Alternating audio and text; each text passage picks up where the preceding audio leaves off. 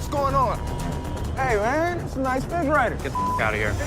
Come on, refrigerator. He was stupid.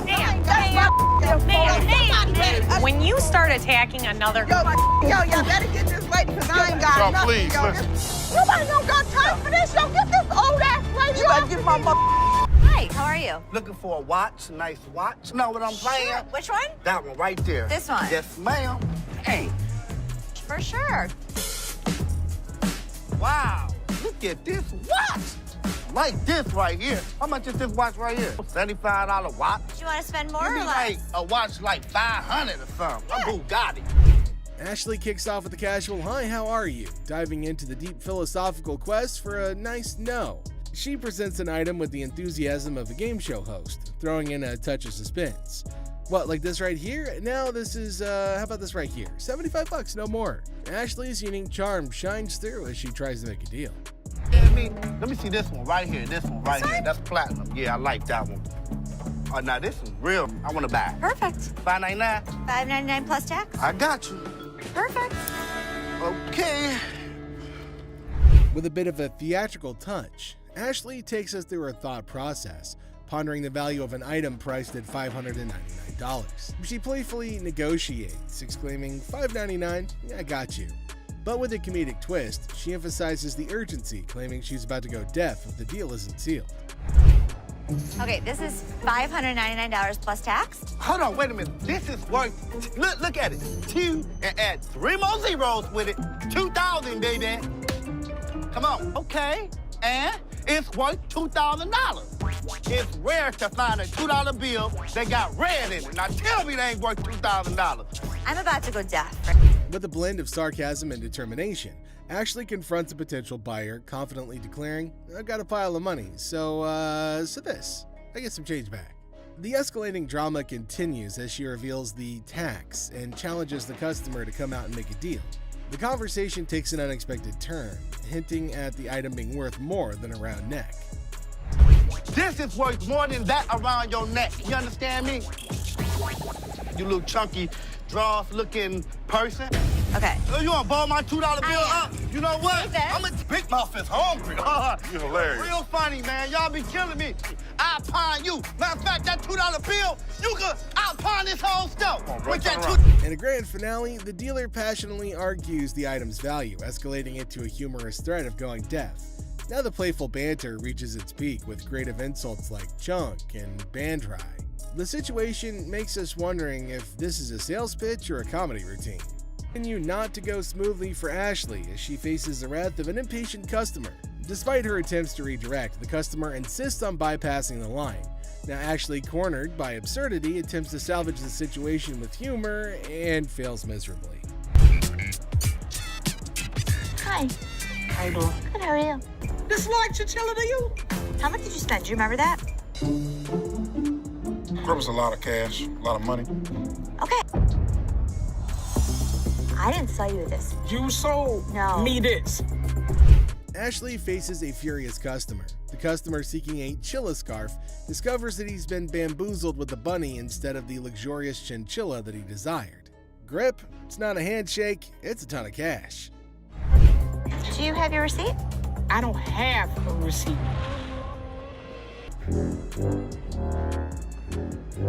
Man, you sold me this bull for real. I ain't leaving here until I get my damn money back. Bunny right there. I wish this bunny would just... See this? Look at it. It's flying through the... As the drama unfolds, Ashley denies the accusation, stating the chilla is actually a bunny.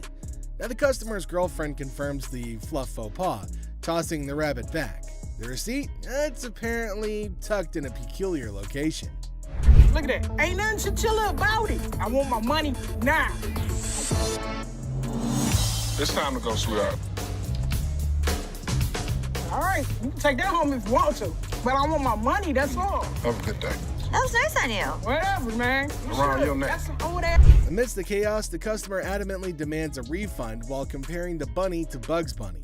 Now Ashley remains unfazed, suggesting the bunny be taken home as a consolation prize, but the customer's not having any of it. This bunny's not hopping away from the dispute. I'm not wearing that old ass. That was a good shot right there. You play basketball? I'm not wearing that old ass, man. Have a good day.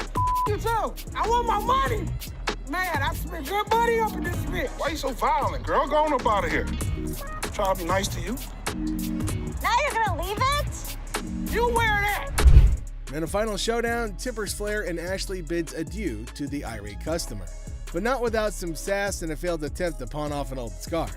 The customer exits empty-handed but full of fury, leaving Ashley to ponder the quirks of pawnshop life. It was just another normal day at this famous pawn shop called American Jewelry and Loan, located right in the heart of Detroit, USA.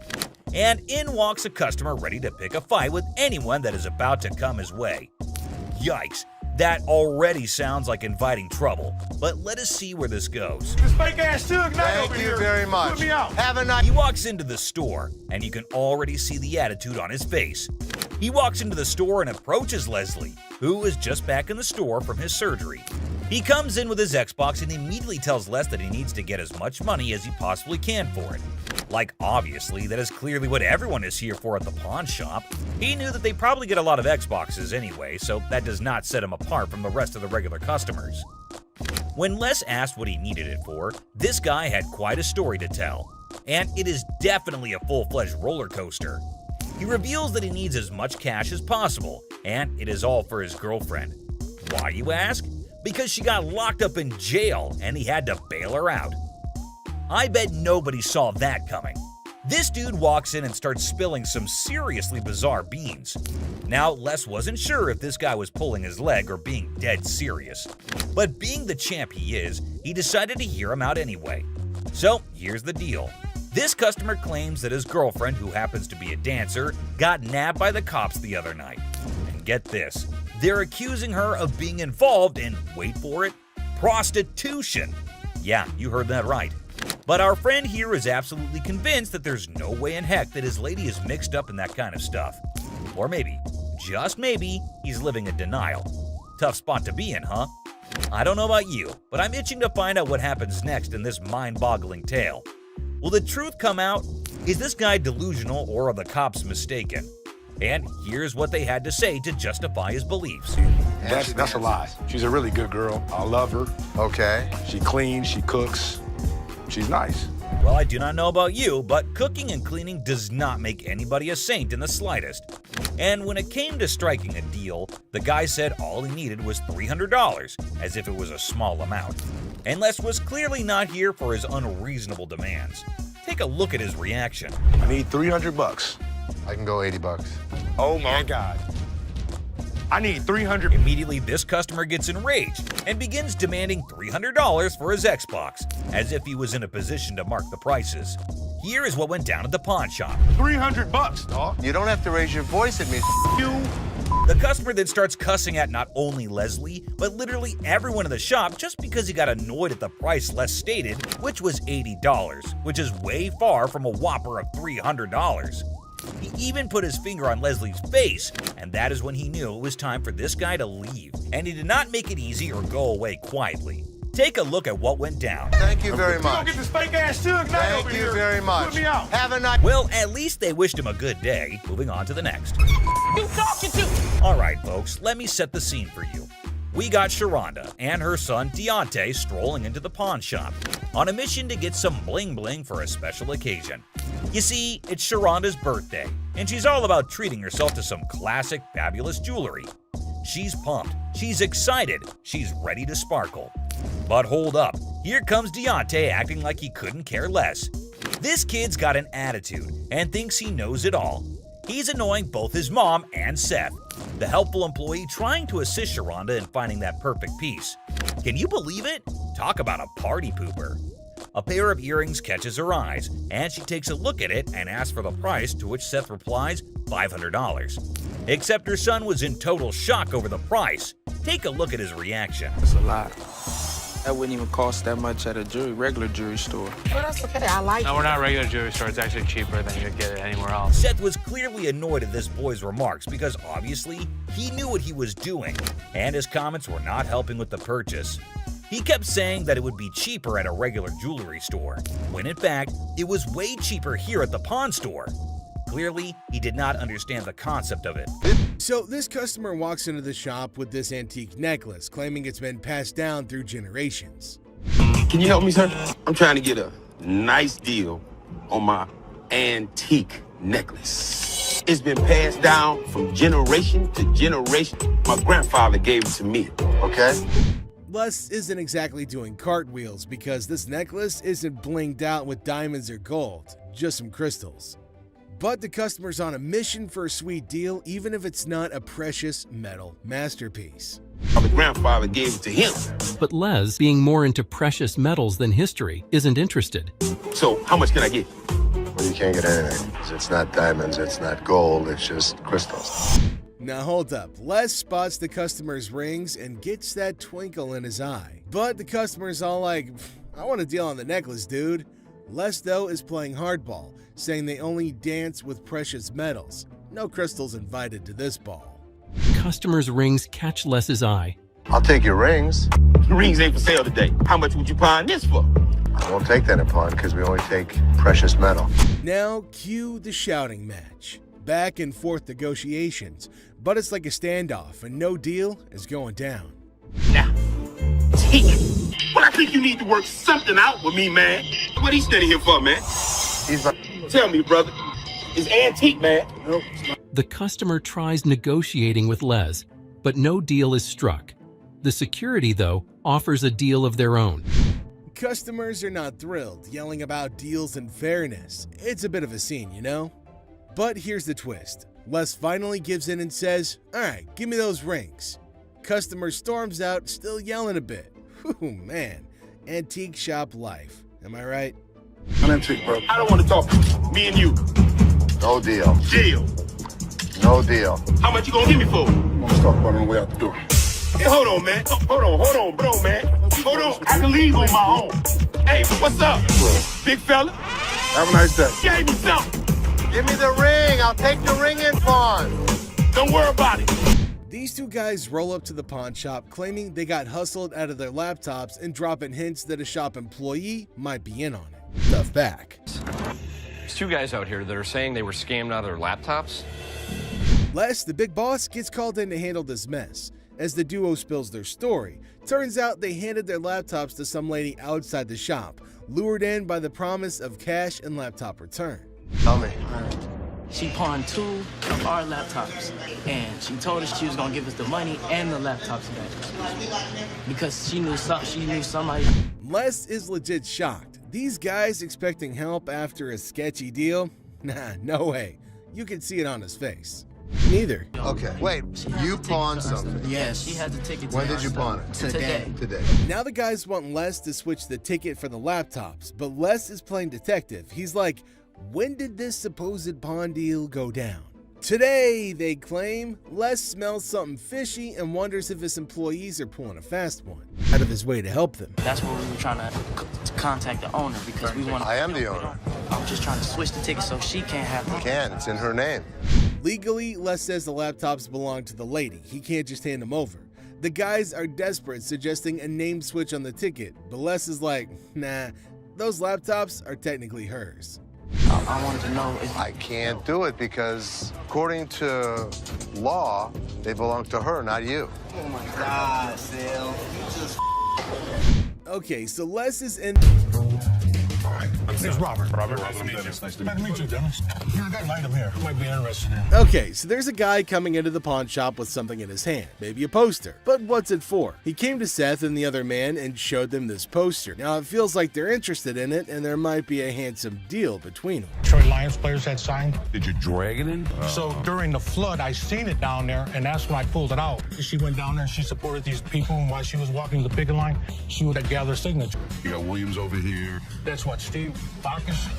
This is the first time a guy actually brought in, and I just got on the picket line because I'm on strike right now myself. We've been on strike for almost 3 months now. $1,000. He started describing the poster that's mainly about the protest of people in history, and it's got lots of signs of well-known people and has got a lot of worth. He explained everything in one go and demanded a heavy amount for it as it was really valuable to him. Seth told him that it's got some stains on it, and it's no doubt the same poster of historical strike, which made it worthy, but for him it might make a lot of difference. I hate the condition of it. I understand, and I gotta Understand when it comes down to collectors, everything is about condition. Absolutely.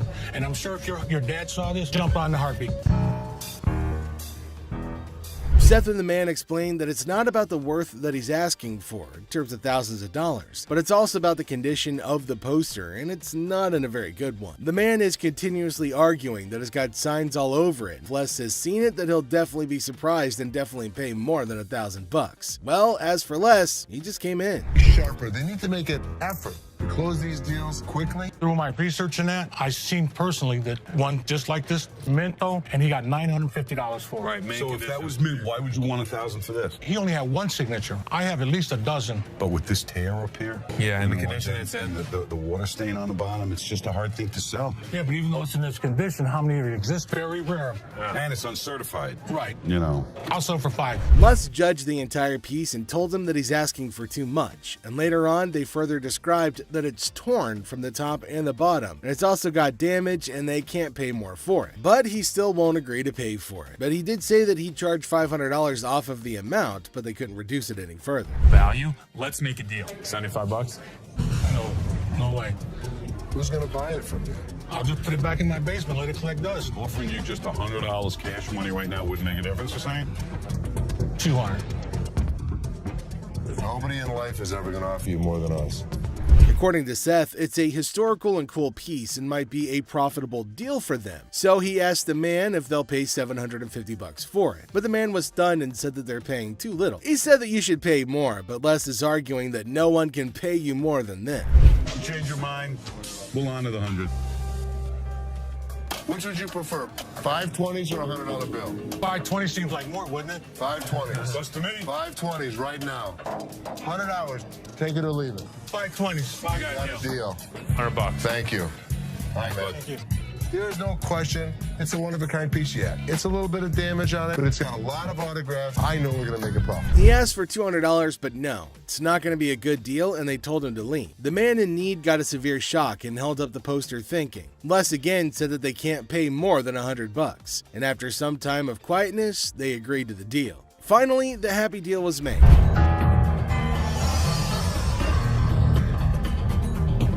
This is the guy? Right there. Here they come again. Les? Hi, how are you? I'm Attorney Kyle DeQueef. So there's a man, probably an attorney with two ladies along, coming inside towards Les at a pawn shop. Now, Les knew about it before. He asked for Les, and fortunately, he was at the counter. He asked why they had arrived at the store. He's retained me to represent her in regard to a ring. Okay. My client brought in a $10,000 ring here, and she wants to either collect the remaining money owed to her on the ring or get the ring back. She's got a receipt right here. This is a counterfeit ticket. He said that he came here for the ring, which they bought from these ladies for $10,000, but they didn't pay and gave them the receipt. Now, he put up the receipt and showed it to Les and accused them of cheating and stealing from the women and taking their expensive ring. But Les was cool and controlled his anger. Whoever produced this ticket didn't understand this is the amount of numbers that are here. Okay. Number 2 is state law mandates that we print the law in a 12-point font. Okay. This is much smaller. That is some bull. It may be bull, but that's the truth. I don't know how I got mixed up. There's the game-changing point. Les, after listening to him, explained that he will reveal the truth now by showing the real receipt that they had. He went and came back with real receipts that they've been giving to the customers. There, he spotted major differences. He notified him of the major changes in the receipt that he brought. The man looked rather weak and stunned in response. Printing wrong or whatever, but this is the ticket he got from here. He didn't get it from here. He didn't get it from here. So now we just liars and we just come I'm not saying that you are. So you trying to say my son a liar? I wish I had better news for you, but... That's bull. That's bull. The numbers don't match up. The paper stock doesn't match up. This is a fake. Now you side with them. You're not representing us. If I don't get my ring or my money from them, how you gonna get paid? The attorney turned to the women, but oh my god, they're still accusing Les of having given them the wrong receipt and asking the attorney to take the money from Les. The man, being down on himself as you can see, argued with. The man showed the evidence to the ladies and told them that they were having the wrong receipt, but they continued to argue. The ticket, how about that? No, I don't believe that the store gave you this ticket. Nah, well, I don't believe you a real attorney. We ain't got it right. This bull. Somebody better give me my money. He's my attorney. You, him, security. Have a nice day. Nah, you got me, bitch. Sorry, young man. The ladies started harassing both of them and started using personal attacks. They were all arguing amongst themselves. Pretty crazy. The attorney went back as he can't do anything for the ladies. She walked into the store like a whirlwind with a vibe that screamed, "I'm here to cause chaos." Yeah. Focus. You won't even believe what went down here. This lady struts into the store like she owns the place. But instead of slaying with her looks, she's got a pacifier in her mouth. I repeat, a freaking pacifier. And she's proudly declaring herself as Bebe. Like, seriously, can it get any more cringe? All eyes were on her, and not in the way you'd expect. It was a mix of confusion, amusement, and secondhand embarrassment. I mean, who walks into a pawn shop rocking a pacifier like it's the latest fashion trend? This lady, apparently. But hold up, fam. It doesn't stop there. Miss Bebe decides to take her cringeworthy act to the next level by hitting on our very own Seth.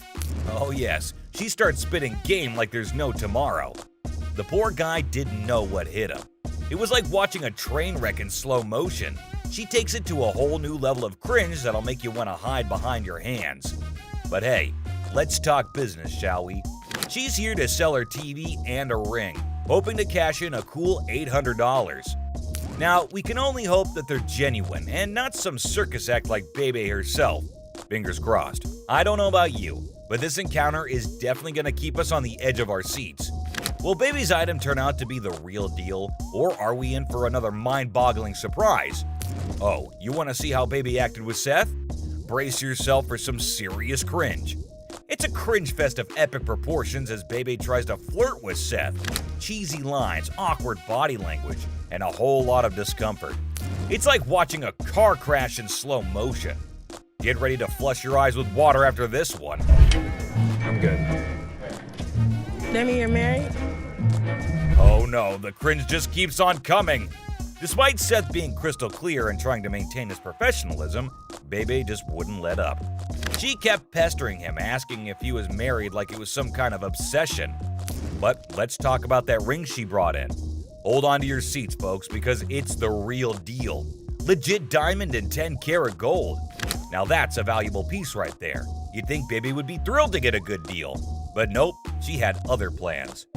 Seth suspected that her relentless flirting was all a ploy to squeeze out some extra cash. And guess what? Bebe drops the bombshell. She doesn't want to sell the ring. She wants to loan it. Talk about a plot twist. Seth offers her $300 for the loan, which is a fair deal, but Bebe ain't having it. She keeps pushing for a higher price like she's on some kind of bargaining spree. And what she does next is going to traumatize you. You want to taste my ring? No. Or lick it? No. You want to taste it? Oh my god, Bebe's behavior was off the charts. Like she was trying to break the cringe-o-meter. Who in their right mind thinks it's okay to make such inappropriate comments in a public place? It's beyond disturbing and downright revolting. I mean, seriously, who even thinks about asking someone if they want to suck or lick a used pacifier? The one that she had in her mouth since the time she came in and has been moaning into? That's some next level weirdness that nobody wants to witness. It's like she was on a mission to make everyone around her uncomfortable and leave us scarred for life. Seth and Rich handled it like champs, though. They were visibly taken aback and tried their best to maintain their composure. They were keeping their cool in the face of such utter madness. I don't know how they did it, but they deserve a medal for enduring that cringe fest. Up next, this customer is yet another WTF, but on a whole new level. Do you go to class like this? Yeah. What are you saying? Well, I like to do hair. Oh boy, we're diving into a whole new level of eccentricity here. This man walked into the store with an ensemble that screams unique. A shower cap, makeup on, and a fur coat. Talk about making an entrance. Seth could already tell that dealing with this customer wouldn't be a walk in the park. And true to his instincts, this guy had quite an interesting reason for wanting to sell his fur coat. Brace yourselves, folks, because it's about to get even more bizarre. He claimed that he needed some extra cash to get through beauty school. Now, we can all appreciate the pursuit of education, but this was definitely a new one for the books. We can't help but raise an eyebrow at this unusual request. It's moments like these that make you wonder what goes on in people's minds. But hey, that's the beauty of hardcore pawn. Oh boy, hold on to your seats, because things are about to get even more awkward. As Seth asks this customer if he goes to school like that, the guy starts talking about his passion for doing hair. Now, that's all well and good, but what comes out of his mouth next is enough to make the air around them feel uncomfortably silent. He starts sharing some rather personal details. Talk about TMI, too much information. The wax, ass bleaching. Yup. Anal bleaching, I've heard of that. Things took a truly uncomfortable turn. It seems like this guy completely missed the memo on boundaries, respect, and appropriate conversation topics. Just when we thought it couldn't get any weirder, he decides to bring up the subject of anal bleaching at a pawn shop. Seriously, dude? That's definitely not a topic you'd expect to hear in such a setting. But wait, it gets even worse. What he did next made the situation go from uncomfortable to downright cringeworthy. I paint my own nipples. Just a little paint. I'm uncomfortable dealing with this guy. Dude, I can't even begin to comprehend what just happened. That guy seriously had zero filter or sense of appropriateness. Who in their right mind starts talking about painting nipples in a public place like a pawn shop? It's like he was on a mission to make everyone uncomfortable and cringe to the max. And the worst part? He knew it was being recorded. Like, bro, did you forget that cameras are everywhere in this place? Did you think it would make for good television or something? Newsflash, nobody wants to hear about your private nipple painting adventures. I mean, they all looked so awkward and disturbed by the whole ordeal. It's like they were stuck in a real-life episode of Awkward Encounters 101. I don't know about you, but I'm still trying to process what just went down. Can we all just agree to keep our private hobbies and intimate details to ourselves, especially in public places? Please and thank you. But this next customer is downright disrespectful. And I don't understand why poor Ashley always gets the people who throw so many tantrums. Kicking off with this episode, which is sure to give you quite a jolt. Hey, how's it going? The episode just starts with a casual conversation between Rick and an old man. But look what he's got. Yes, my friends, you just laid eyes on an 1884 Colt that was used in the Wyoming Range War, also known as the Johnson County War. Goes with it. There's nothing like a good book after a good shooting. That's what I always say. And not to forget the book that comes with it. I mean, you gotta keep the rare flock together. Rick, as usual, begins his quiz, asked a whole lot of questions before investing his money into something that a normal person would have bought in a heartbeat. So how exactly did you get the gun? My father got this from the great-great-granddaughter of Fred Cope. Are these many questions ever asked while I go to sell something antique? Maybe. How would I know? I've just gone to the shops to buy something, never to sell anything. But wait, it seems like he practiced it the whole night, answered all the questions like a pro. That man did better than the rest of us would do in our lives. Tough college times. Wait, what did my eyes just witness? Rick narrating the whole Wyoming Range War story. Basically, large cattle barons feuding with really small cattle ranchers. The small guys were stealing cattle. It felt like a whole history lesson to me. I must say, Rick does have some insane knowledge about antiques. The way he narrated the whole thing was nothing less than an informative history class. Not gonna lie. Moving further, we see Rick's intelligence as he checked all the details provided on the document just like a professional would. This is a 45 caliber. This is a 45 caliber. It's a 5.5-inch barrel. That's a 5.5-inch barrel. This line, when you throw on a personal story that actually ties a cowboy to a gun, that's the kind of thing collectors love. I can see he clearly knows how to hit the proper note. But when you throw in a personal story that actually ties a cowboy to a gun, that's the kind of thing collectors love. Without a second thought, the man quoted $55,000 for the gun. What do you think? Are Rick and the old man on the same page? Well, for you to know that, you have to continue watching. I'd like $55,000.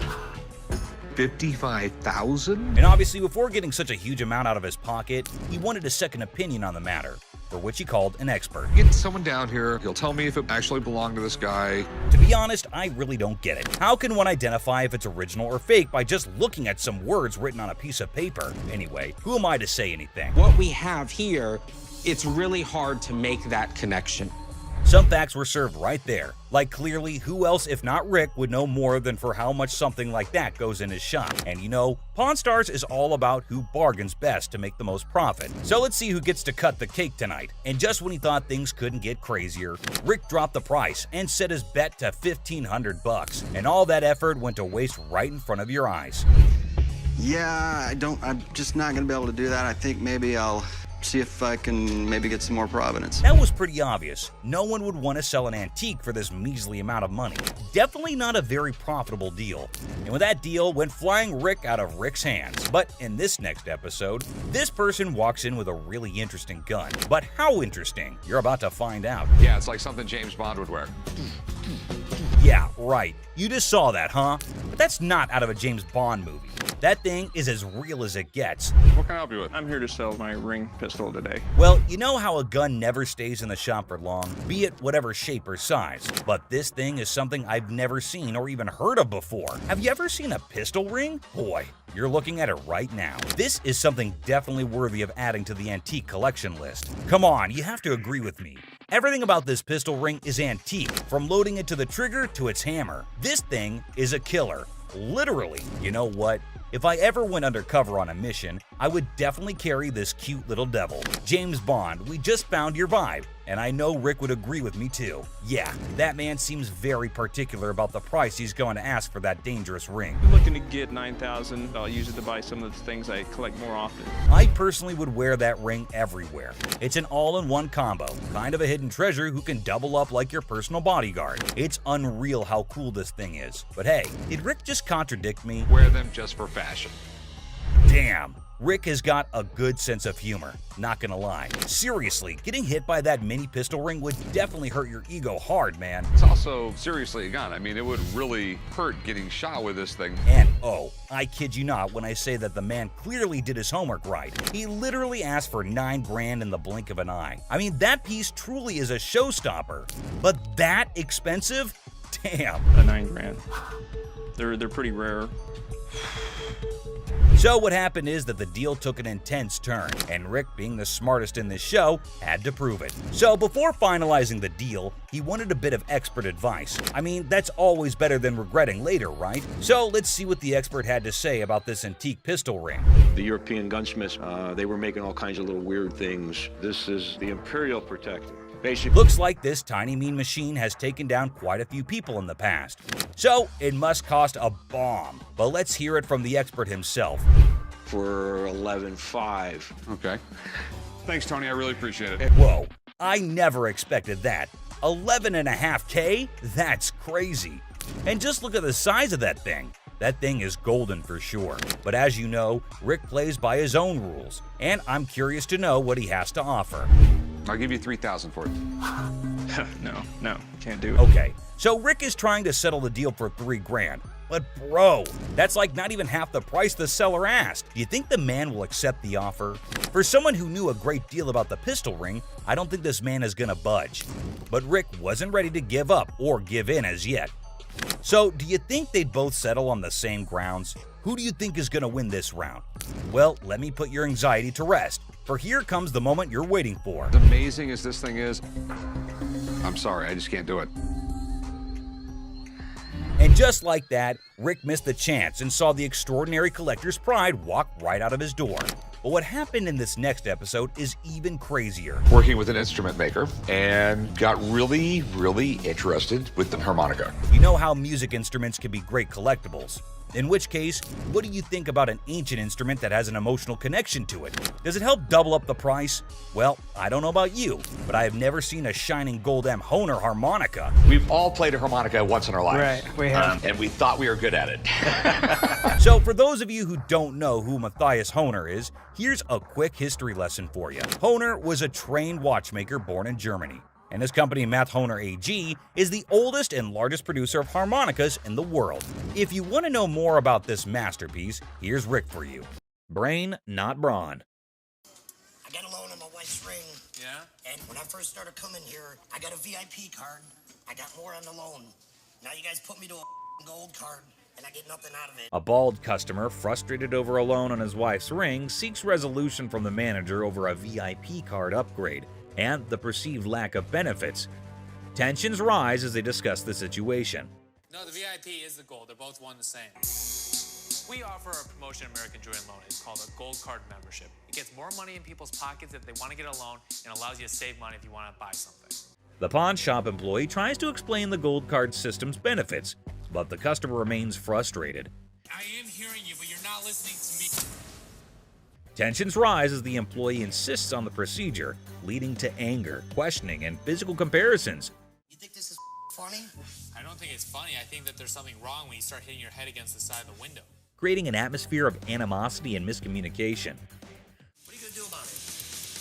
I'm not gonna do anything about it. What are you going to do about it? The customer and employee engage in verbal sparring, escalating tensions.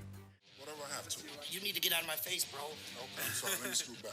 Really? The guard asserts their position, urging the customer to step back.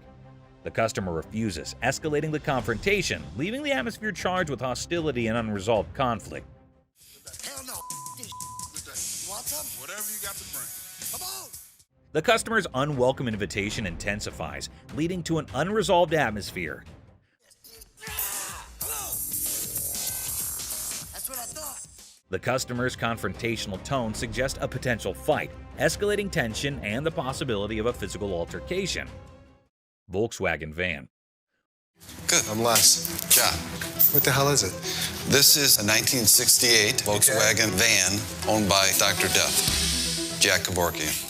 Hold on to your seats. A 1968 Volkswagen van, once owned by Dr. Death, rolls into the pawn shop.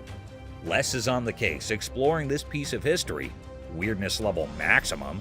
And I have everything documented. How much do you want for this thing?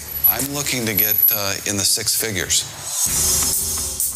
The seller dreams of six figures for the van, but reality check. 20 grand? No. 25 grand. Negotiations go from 20 grand to a wild coin flip for 30 grand.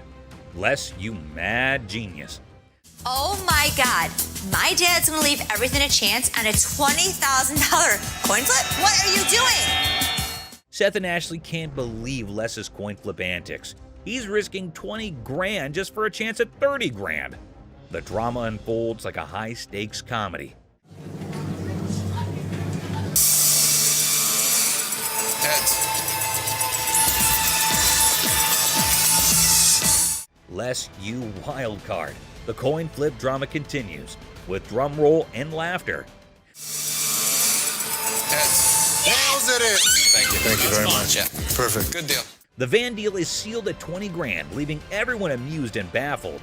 What a ride! No question. I proved to my kids I still got it. Les, the coin flipping legend, celebrates his 20 grand win. Laughter echoes as the deal concludes. The van's bizarre journey adds a hilarious chapter to pawn shop history. Ring drama. So what can I help you with today? I got this ring right here.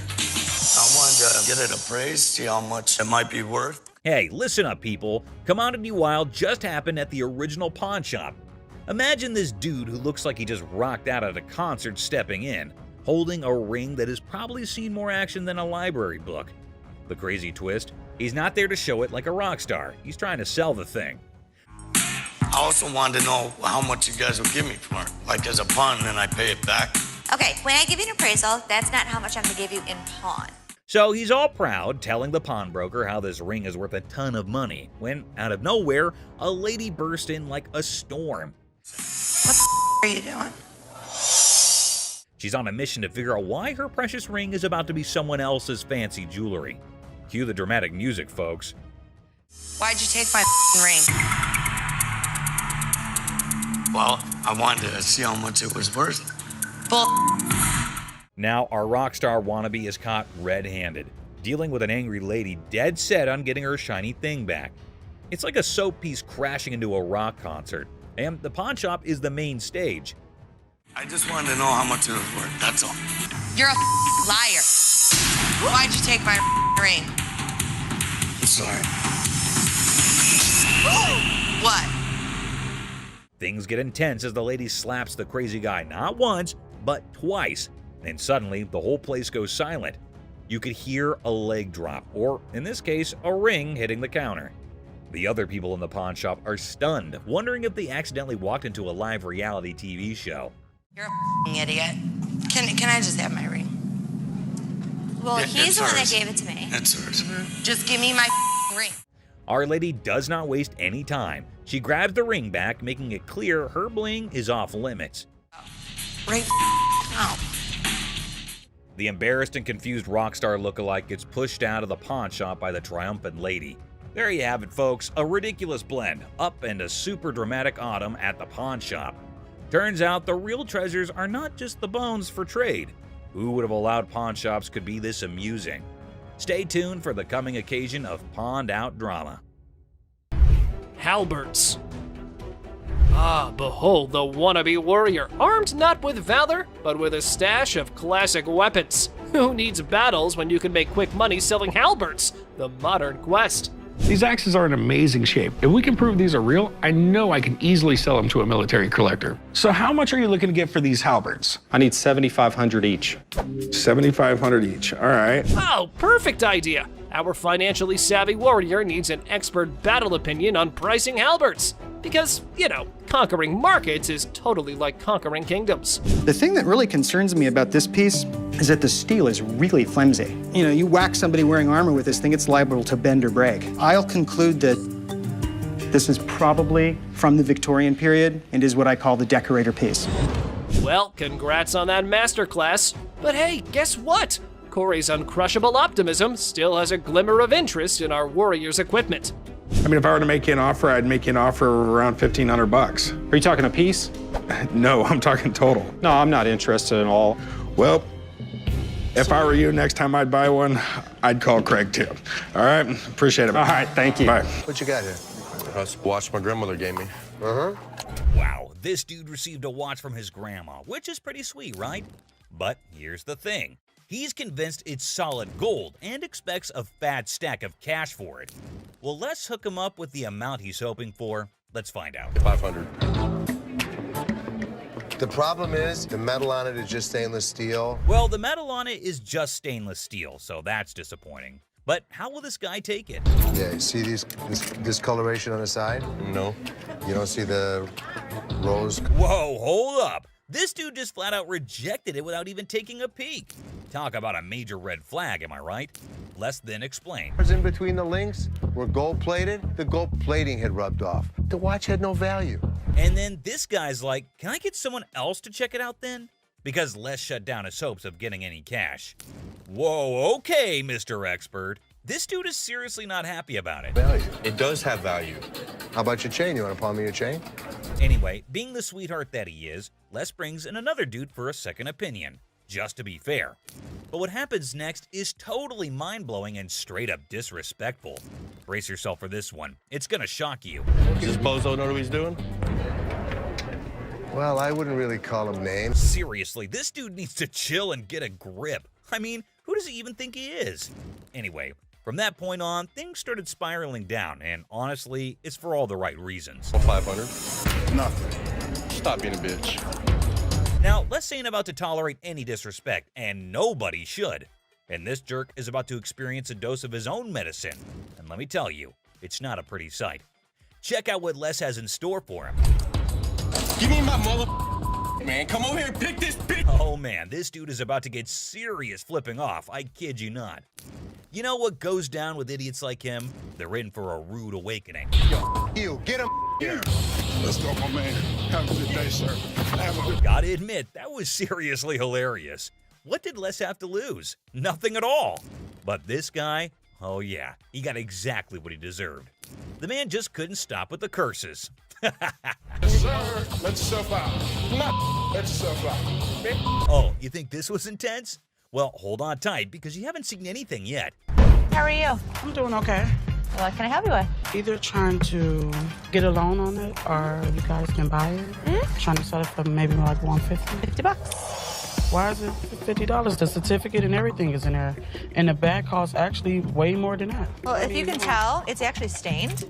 Okay. All through here. I'm trying to sell it for $150 or get a loan for $75 instead of the $50. Yeah, I wasn't interested in more than 50. If you know purses, then you know the... As our unsuspecting customer strolls into the kitchen at chaos, little does she know what's cooking today. Ashley, patiently bracing herself for another round of absurdity, politely inquires about what the customer's looking to offload. The girl, blissfully unaware of the purse's actual value, confidently suggests a price that's almost a steal. It costs way more than that. Okay, but I'm not going to pay you for the amount that you think it's worth because it's stained. This is not one of the newer ones. This is not this season. I know about purses. It was torn, it was stained. It's not even the last season's bag. The thing is old. But you still willing to buy for $50 though, so if it wasn't worth it. And now the plot thickens. The lady asserts that if Ashley truly understood purses, she'd gladly accept the offered amount. However, Ashley, standing firm in her claim that the purse is torn and not worth more than $50, creates a hilarious clash of valuation difference. We even say $50. So they didn't say it wasn't worth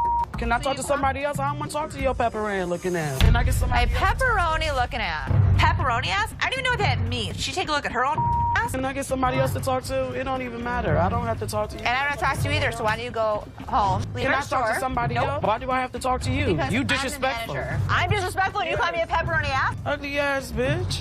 F you. And it's time to cue the drama. Ashley throws out the bold figure of $50, and it hits the customer like a curveball she wasn't ready for. Feeling the heat, our lady teeters on the edge of diplomacy and blurts out the unforgettable line. She labels Ashley a pepperoni ass and decides that she'd rather chat with anyone but her. Talk about spicing up negotiations. 3 males walked into a pawn shop. One of the suspects stood at the door as a lookout while the other 2 suspects walked directly over to the display cases. So, like, these 3 guys roll into the pawn shop, just casually strolling in. The other 2 guys, they head straight to the fancy display cases. It's all got suspicious vibes. And then, bam! One of them whips out a sledgehammer and starts smashing the glass. Things are starting to get pretty wild. At some point, a customer from the place is seen leaving calmly while the lookout tells her to hurry up. The suspects appeared to be wearing heavy-duty gloves in order. At one moment, a person from the shop strolls out all calm, and someone's keeping an eye on her, urging her to speed up. The people thought to be involved seem to have on these tough gloves, maybe so they don't get any cuts. Not to get cut while removing the glass from the cases. Both suspects placed the jewelry and many other valuables in the bags. So when they took off the glass from the cases, both of them put the jewelry and lots of other valuable stuff into bags. After that, they hightailed it out of the store in a black Mercury marquee. Case at? Where the case at? Where is it at? Where he put them on? A guy storms into the pawn shop all worked up and starts shouting about a missing case. He's demanding to know where it is, and he appears to be accusing the staff of removing. The feeling of stress in the air is increasing, and it's obvious that something is wrong. You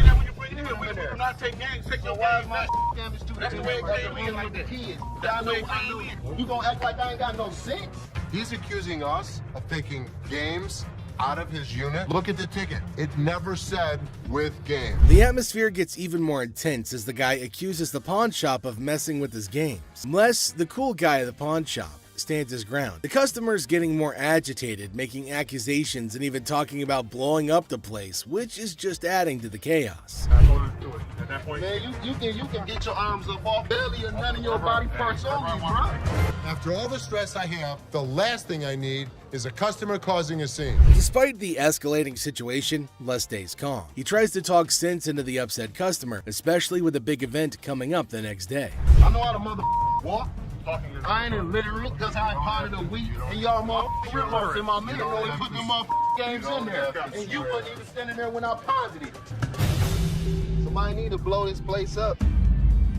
It's time to go, sir. You ain't gonna get my window. I'm not. Let go.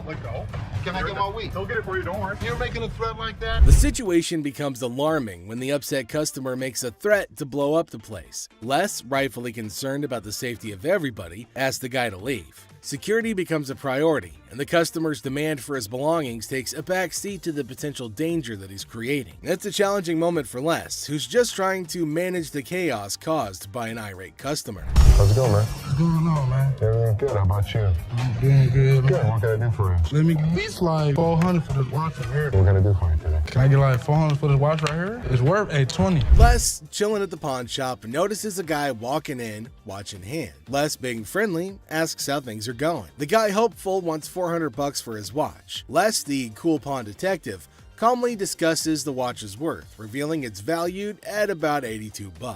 Come on, tell me the truth. What'd you really pay? Tell you the truth, man. Come on, give me $4. Give me $4 for this watch, man. Come on, man. We deal in high-end watches. This was worthless. Nothing for us to deal with. Come on, give me like $450 for this watch. Why are you yelling at me? I got a baby on the way, dog. Congratulations. I'm sick of living at the crib, man. My girl on my head. The negotiation heat rises as the guy insists on 400, but Les suggests 7. The guy, pleading and sharing his life story about a baby on the way, asks for 400 again. Les stands firm, offering him the same price, which leads to a bit of yelling. The guy, feeling frustrated, calls the place bull ass and expresses his discontent.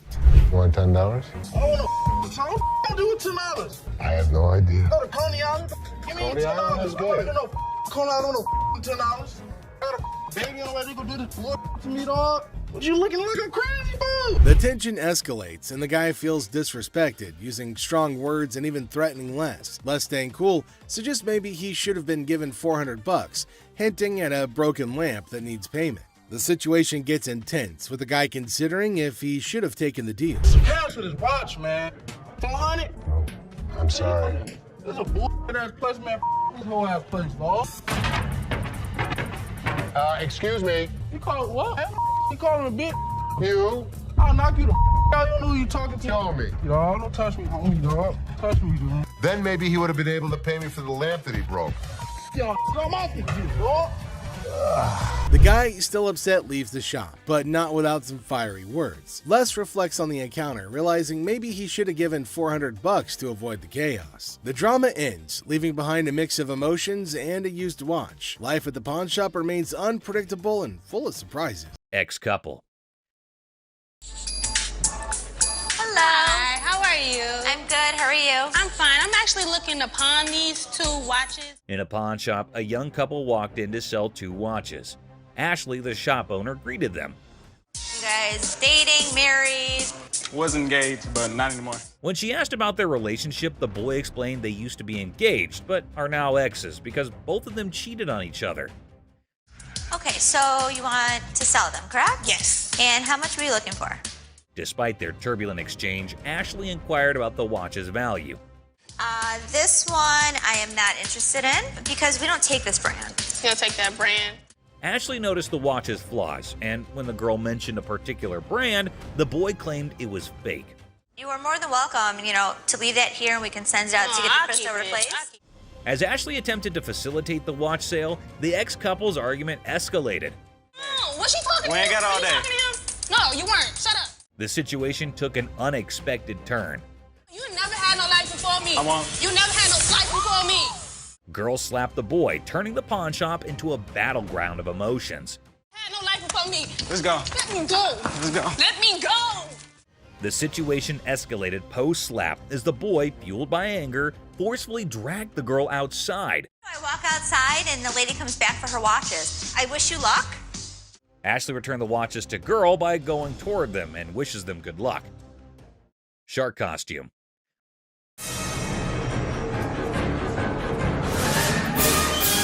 A fantastic character, half man, half shark, enters a pawn shop. Yeah, I'm a professional mascot during the daytime. At night, I'm a dancer. Claiming to be a daytime mascot and a nighttime dance sensation. $800, that's all I want. This guy is so bizarre. Les, skeptical, questions the shark man about his $900 financial request, leaving the room stunned. Don't they have those in Halloween costume stores? Les dismisses an awesome shark costume as a Halloween costume, but Rick takes it on, turning the pawn shop into a makeshift underwater comedy club, despite Ashley's rejects due to an unpleasant odor. See? It works. $800. Les, a pawn shop owner, is captivated by a customer who demands $800. You're missing a speeder. Oh my God. But when he reveals his naked self, Les's jaw drops. Hey, where's Ashley going with the naked guy? Tom, between amusement and disbelief, Les performs the quickest eviction in pawn shop history, leaving the customer high and dry. Ching Chong TV. Girlfriend's about to fly back home without me. I have no money. It's the only way I'm gonna be able to go. Right. I want $200 for it. 200 for that? A hat-wearing kid strolls into a pawn shop, hoping to score $200 for his TV.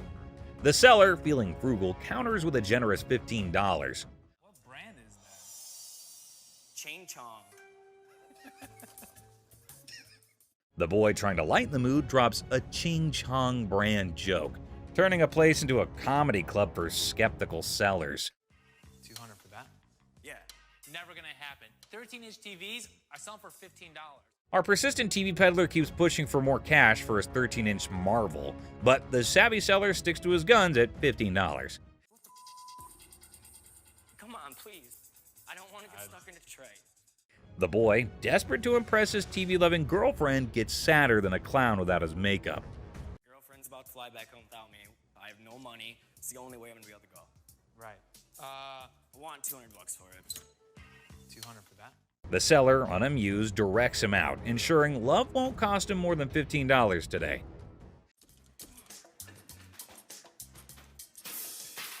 In a fit of frustration, our TV tosser storms out, giving the shop a kicking and throwing his TV into a dumpster like it's a basketball shot gone wrong.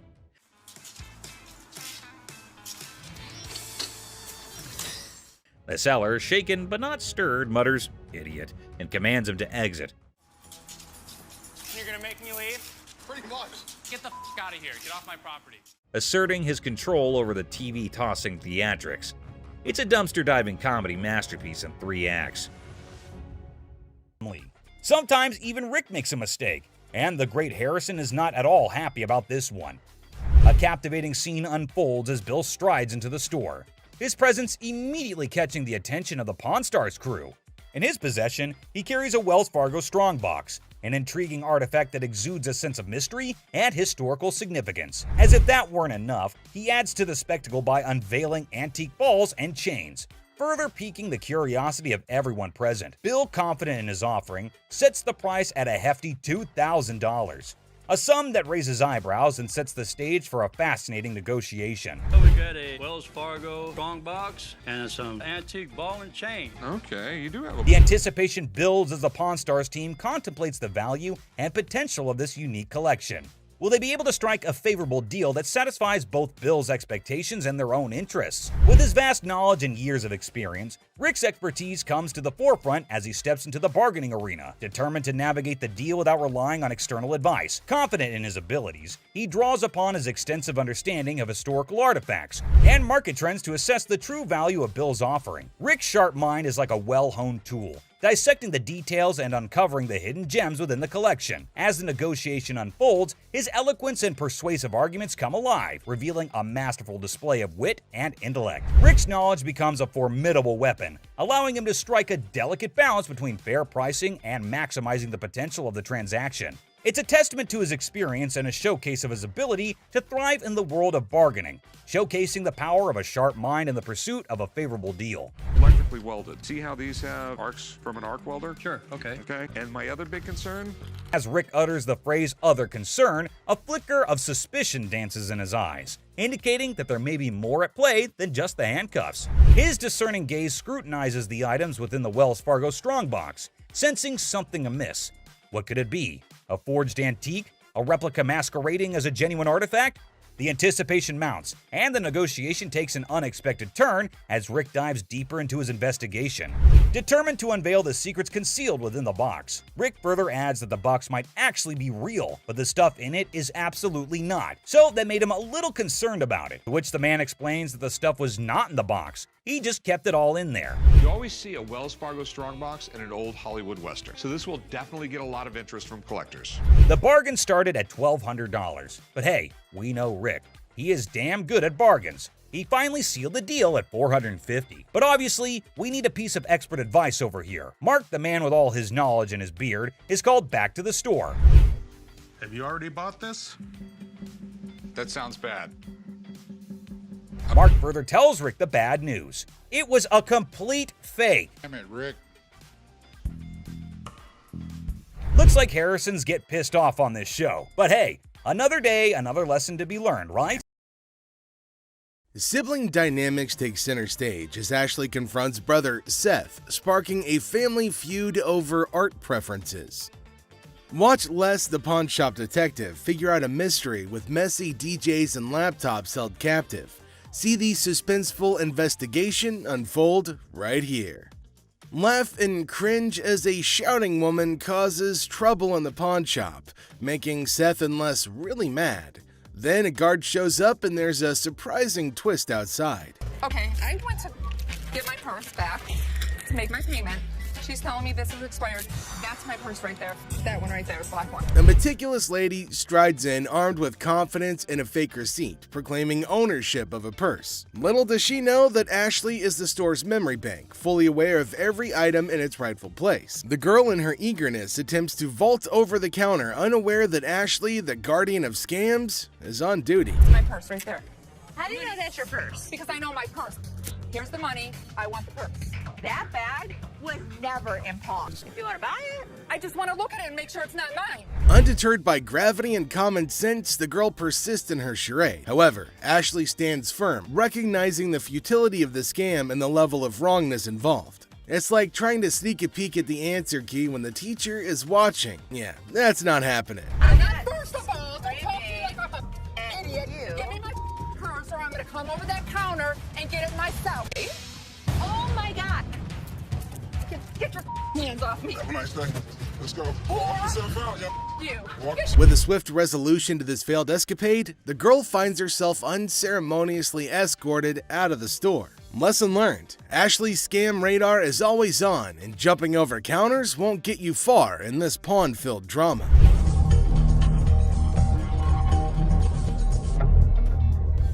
All right, deal. I think I got a good deal, and I know I'm gonna be able to make some money on it. I can't believe you spent that much. Whatever, Ash. I am fuming. My brother just spent $800. Enter the family feud. Ashley drops the bomb on her brother Seth, calling him a hypocrite. But why? Well, he casually throws around $880 for a painting, while Ashley, according to her, can't even snag a deal for $30. Sibling dynamics at their finest. But he'll yell at me over a $30 buy. Excuse me, Seth. What, Ash? I was just out there watching you do a buy for $880. So instead of working, you're watching me. I was out there, and you bought something for $880 when you gave me such crap about that $30 roulette table. I'm not buying plastic. I'm buying stuff that we can actually resell without a problem. We will never resell that. They will sit in the back and rot. Are you kidding? We'll put it on the third corner. We're gonna make $1,000 plus on the deal. Really, Ash? You know I'm gonna be upset. The plot thickens as Ashley confronts Seth about the apparent double standards. She probes into the intricacies of spending $880, questioning how bad it could be. Seth, in classic sibling fashion, argues that his purchases are all about resale value, a concept he conveniently forgets when it comes to Ashley's shopping habits. According to him, he's the revenue guru. You are just a hypocrite. She was just being ridiculous. I just want her to stop talking. Ash, what do you want from me? Apologize to me. Apologize? Apologize because you're such a hypocrite. You know what, Ash? I'm sorry. I'm sorry that you're a bitch. You, Seth. You're such an ass. I am not going to forget the situation anytime soon. Seth better watch his back. Things heat up as Ashley demands an apology. Seth takes a nosedive into being the ultimate a-hole, apologizing for an $880 buy. Oh no. Instead, he hits her with a sorry not sorry for her supposed attitude, topping it off with a charming label. Well, let's just say that it rhymes with witch. Sibling rivalry reaches a whole new level on this show. There's two guys out here that are saying they were scammed out of their laptops, and that whoever did it is working with one of our guys. You want to come out and talk to him? All right. Thank you.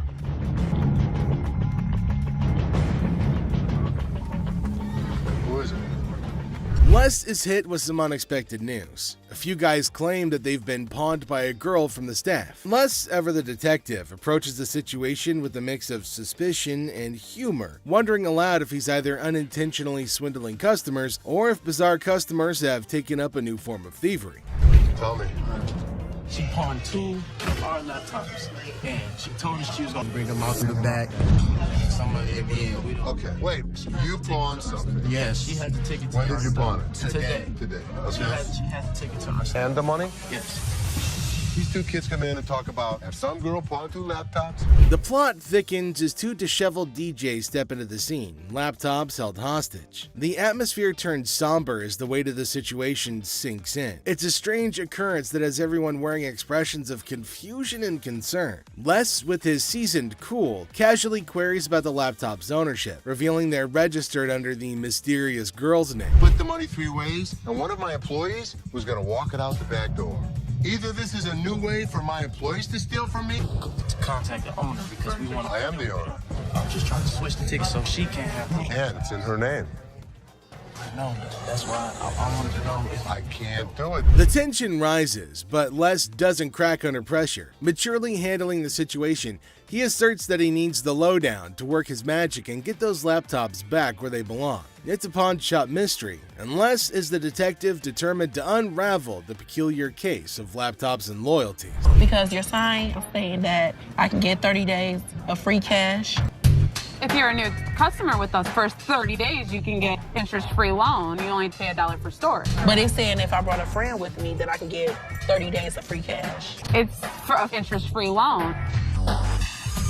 Okay, so there came a woman at the counter. Let's see what she's gonna come up with. Is she asking for free money? I think she might possibly be mad, though it is kind of funny that she's got enough courage to come up and ask for money without investing anything. Now, the lady at the counter frowned and asked her if she paid or not. Intriguingly, she hasn't paid anything, but she's still asking for money. Holy shit, what's wrong with some people? You're just misreading it. No, you're misreading it. That's not what the y'all sign is saying, bitch. It says I get free cash for 30 days in this month. You're not getting no free cash. Where does it say that? Who told you to get in there? You did. I'm not talking to you. I need my cash. I need my cash. It says it right here. Free cash. Oh, and to make matters worse, she started shouting at her. Everyone around started looking at her, wondering what the hell was going on. Seth and Les get a little furious as everybody's just standing around trying to figure out what's going on. She started bullying her, but the lady tried to explain to her again that she misunderstood the agreement and they're not just gonna give her free cash. But this lady's just not listening to anybody. Well, Seth then enters, so who knows what's gonna happen now. I brought my friend with me. If you get a loan and you refer a friend, you can get 30 days, interest free. That doesn't mean we're just gonna hand you cash. What do you have to pawn? Come on now. You don't have to talk. I'm the Don't screaming. Can you read? Read what it says. I can read. I can read. People was waiting to get her. You don't have to pawn. Shut up.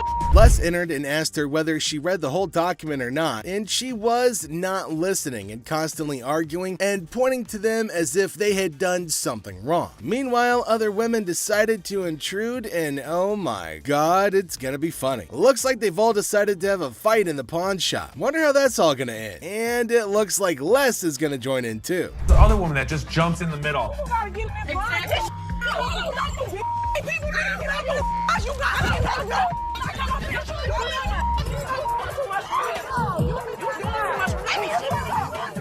Leave me on the lawn, bitch! No, bitch! Leave me on the lawn, bitch! I'm from the way, bitch! All you need to do is read.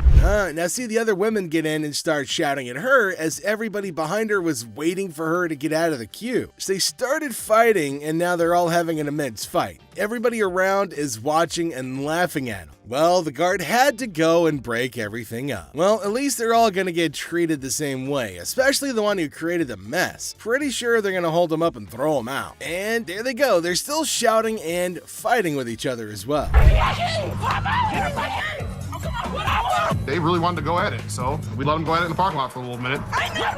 All I saw was ass cracks and elbows. They were sent outside and they started beating on each other, holding each other by their hair and man. They beat the crap out of each other and people around them were just watching and waiting and having a curious but funny conversation about their nonsense. Talk about a hella cringe episode. It's Robert. Nice to meet you. Nice to meet you, Dennis. Yeah, I got an item here. Might be interested in. Okay, so there's a guy coming into the pawn shop with something in his hand, maybe a poster. But what's it for? He came to Seth and the other man and showed them this poster. Now it feels like they're interested in it and there might be a handsome deal between them. Detroit Lions players had signed. Did you drag it in? So during the flood, I seen it down there, and that's when I pulled it out. She went down there and she supported these people, and while she was walking the picket line, she would gather signature. You got Williams over here. That's what, Steve Farkas? This is the first time a guy actually brought in and I just got on the picket line because I'm on strike right now myself. We've been on strike for almost 3 months now. $1,000. He started describing the poster that's mainly about the protest of people in history, and it's got lots of signs of well-known people and has got a lot of worth. He explained everything in one go and demanded a heavy amount for it as it was really valuable to him. Seth told him that it's got some stains on it, and it's no doubt the same poster of historical strike, which made it worthy, but for him it might make a lot of difference. Hate the condition of it. I understand, and I You gotta understand when it comes down to collectors, everything is about condition. Absolutely. And I'm sure if your dad saw this, jump on the heartbeat. Seth and the man explained that it's not about the worth that he's asking for, in terms of thousands of dollars, but it's also about the condition of the poster, and it's not in a very good one. The man is continuously arguing that it's got signs all over it. If Les has seen it, that he'll definitely be surprised and definitely pay more than $1,000. Well, as for Les, he just came in. Sharper, they need to make an effort.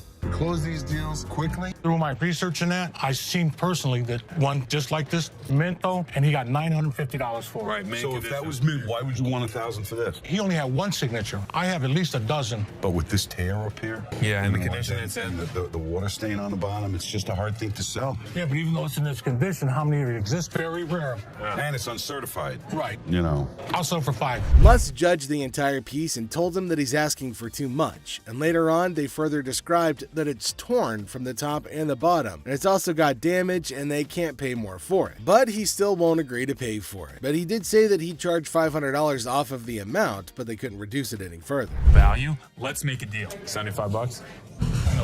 No way. Who's gonna buy it from you? I'll just put it back in my basement, let it collect dust. Offering you just $100 cash money right now wouldn't make a difference, you're saying? $200. Nobody in life is ever gonna offer you more than us. According to Seth, it's a historical and cool piece and might be a profitable deal for them. So he asked the man if they'll pay $750 for it. But the man was stunned and said that they're paying too little. He said that you should pay more, but Les is arguing that no one can pay you more than this. You change your mind, we'll honor the 100. Which would you prefer, 520s or a $100 bill? 520 seems like more, wouldn't it? 520s. That's to me. 520s right now. $100. Take it or leave it. 520s. Got a deal. $100. Thank you. All right, man. Thank you. There's no question, it's a one-of-a-kind piece yet. It's a little bit of damage on it, but it's got a lot of autographs. I know we're gonna make a profit. He asked for $200, but no, it's not going to be a good deal, and they told him to leave. The man in need got a severe shock and held up the poster thinking. Les again said that they can't pay more than $100, and after some time of quietness, they agreed to the deal. Finally, the happy deal was made.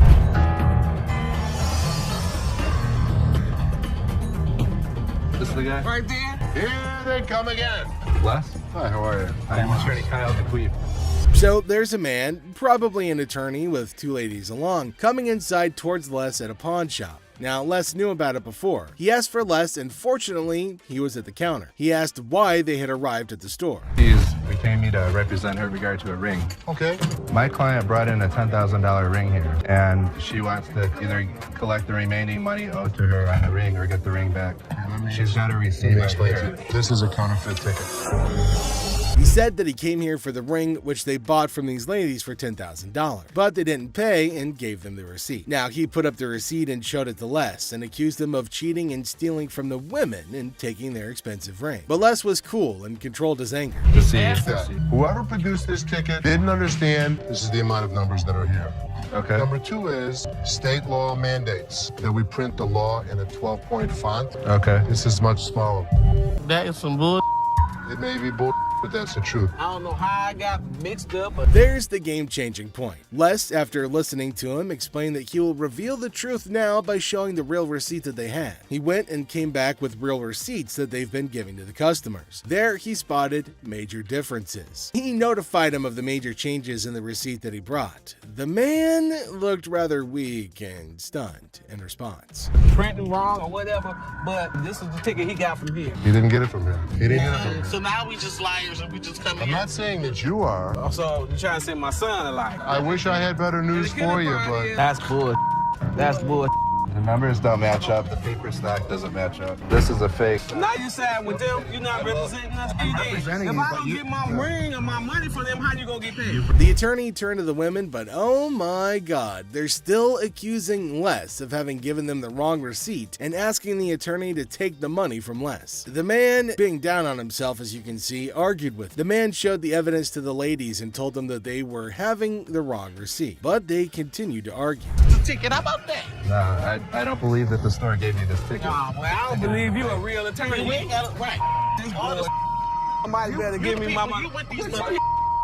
He's my attorney. You, him, security. Have a nice day. Nah, you got me, bitch. Sorry, young man. The ladies started harassing both of them and started using personal attacks. They were all arguing amongst themselves. Pretty crazy. The attorney went back as he can't do anything for the ladies. How are you? I'm doing okay. What can I help you with? Either trying to get a loan on it or you guys can buy it. Trying to sell it for maybe like $150. $50. Why is it $50? The certificate and everything is in there. And the bag costs actually way more than that. Well, if you can tell, it's actually stained. Okay. All through here. I'm trying to sell it for $150 or get a loan for $75 instead of the $50. Yeah, I wasn't interested in more than $50. If you know purses, then you know the. As our unsuspecting customer strolls into the kitchen at chaos, little does she know what's cooking today. Ashley, patiently bracing herself for another round of absurdity, politely inquires about what the customer's looking to offload. The girl, blissfully unaware of the purse's actual value, confidently suggests a price that's almost a steal. It costs way more than that. Okay, but I'm not going to pay you for the amount that you think it's worth because it's stained. This is not one of the newer ones. This is not this season. I know about purses. It was torn. It was stained. It's not even the last season's bag. The thing is old. But you still willing to buy for $50 though, so if it wasn't worth. And now the plot thickens. The lady asserts that if Ashley truly understood purses, she'd gladly accept the offered amount. However, Ashley, standing firm in her claim that the purse is torn and not worth more than $50, creates a hilarious clash of valuation difference. We even say $50. So they didn't say it wasn't worth. Can I talk to somebody else? I don't want to talk to your pepperoni looking ass. Can I get somebody? My pepperoni looking at. Pepperoni ass? I don't even know what that means. She take a look at her own ass? Can I get somebody else to talk to? It don't even matter. I don't have to talk to you. And I don't talk to you either, so why don't you go home, leave Can our I store? talk to somebody else? Why do I have to talk to you? Because You I'm the disrespectful. manager. I'm disrespectful and you call me a pepperoni ass? Ugly ass bitch. F you. And it's time to cue the drama. Ashley throws out the bold figure of $50, and it hits the customer like a curveball she wasn't ready for. Feeling the heat, our lady teeters on the edge of diplomacy and blurts out the unforgettable line. She labels Ashley a pepperoni ass and decides that she'd rather chat with anyone but her. Talk about spicing up negotiations. 3 males walked into a pawn shop. One of the suspects stood at the door as a lookout while the other 2 suspects walked directly over to the display cases. So, like, these 3 guys roll into the pawn shop, just casually strolling in. The other 2 guys, they head straight to the fancy display cases. It's all got suspicious vibes. And then, bam! One of them whips out a sledgehammer and starts smashing the glass. Things are starting to get pretty wild. At some point, a customer from the place is seen leaving calmly while the lookout tells her to hurry up. The suspects appeared to be wearing heavy-duty gloves in order. At one moment, a person from the shop strolls out all calm, and someone's keeping an eye on her, urging her to speed up. The people thought to be involved seem to have on these tough gloves, maybe so they don't get any cuts. Not to get cut while removing the glass from the cases. Both suspects placed the jewelry and many other valuables in the bags. So when they took off the glass from the cases, both of them put the jewelry and lots of other valuable stuff into bags. After that, they hightailed it out of the store in a black Mercury marquee. Case at? Where the case at? Where is it at? Where he put them on? A guy storms into the pawn shop all worked up and starts shouting about a missing case. He's demanding to know where it is, and he appears to be accusing the staff of removing. The feeling of stress in the air is increasing, and it's obvious that something is wrong. We do not take gangs. Take your wives back. That's the way it came in like the kids. I know. You gonna act like I ain't got no sense? He's accusing us of taking games out of his unit. Look at the ticket. It never said with game. The atmosphere gets even more intense as the guy accuses the pawn shop of messing with his games. Unless the cool guy at the pawn shop stands his ground. The customer's getting more agitated, making accusations and even talking about blowing up the place, which is just adding to the chaos. At that point, man, you can get your arms up off belly and none of your body parts on me, bro. After all the stress I have, the last thing I need is a customer causing a scene. Despite the escalating situation, Les stays calm. He tries to talk sense into the upset customer, especially with a big event coming up the next day. I know how to walk. I ain't illiterate because I ain't part of the week, and y'all motherfuckers in my minute only put them games in there, and you wasn't even standing there when I posited. Somebody need to blow this place up. It's time to go, sir. You ain't gonna get my weed off. I'm not. Let go. Can I get my weed? He'll get it for you, don't worry. You're making a threat like that? The situation becomes alarming when the upset customer makes a threat to blow up the place. Les, rightfully concerned about the safety of everybody, asks the guy to leave. Security becomes a priority, and the customer's demand for his belongings takes a back seat to the potential danger that he's creating. It's a challenging moment for Les, who's just trying to manage the chaos caused by an irate customer. How's it going, man? What's going on, man? Everything good. How about you? I'm doing good. Good. What can I do for you? Let me at least like $400 for this watch right here. What can I do for you today? Can I get like $400 for this watch right here? It's worth $820. Les, chilling at the pawn shop, notices a guy walking in, watch in hand. Les, being friendly, asks how things are going. The guy, hopeful, wants $400 for his watch. Les, the cool pawn detective, calmly discusses the watch's worth, revealing it's valued at about $82. Hey, man, tell me the truth. What'd you really pay? Telling you the truth, man. Come on, give me $4 for this watch, man. Come on, man. We deal in high-end watches. This was worthless. Nothing for us to deal with. Come on, give me like $450 for this watch. Why are you yelling at me? Oh, I got a baby on the way, dog. Congratulations. I'm sick of living at the crib, man. My girl on my head. The negotiation heat rises as the guy insists on $400, but Les suggests $7. The guy, pleading and sharing his life story about a baby on the way, asks for $400 again. Les stands firm, offering him the same price, which leads to a bit of yelling. The guy, feeling frustrated, calls the place bull ass and expresses his discontent. You want $10? I don't know. So what do with $10? I have no idea. Go to Coney Island. Give me Coney Island is good. Coney Island, $10. Got a baby on the way. They gonna do this bull to me, dog. What you looking like a crazy fool? The tension escalates, and the guy feels disrespected, using strong words and even threatening Les. Les, staying cool, suggests maybe he should have been given $400, hinting at a broken lamp that needs payment. The situation gets intense, with the guy considering if he should have taken the deal. Some cash for this watch, man. $400? I'm sorry. This is a bull-ass place, man. This whole ass place, dog. Excuse me. You call it what? You call him a bitch? You? I'll knock you the out. You don't know who you talking to. Tell me. Dog, don't touch me, homie, dog. Touch me, dog. Then maybe he would have been able to pay me for the lamp that he broke. Yo, I'm off you, dog. The guy, still upset, leaves the shop, but not without some fiery words. Les reflects on the encounter, realizing maybe he should have given $400 to avoid the chaos. The drama ends, leaving behind a mix of emotions and a used watch. Life at the pawn shop remains unpredictable and full of surprises. How you doing today?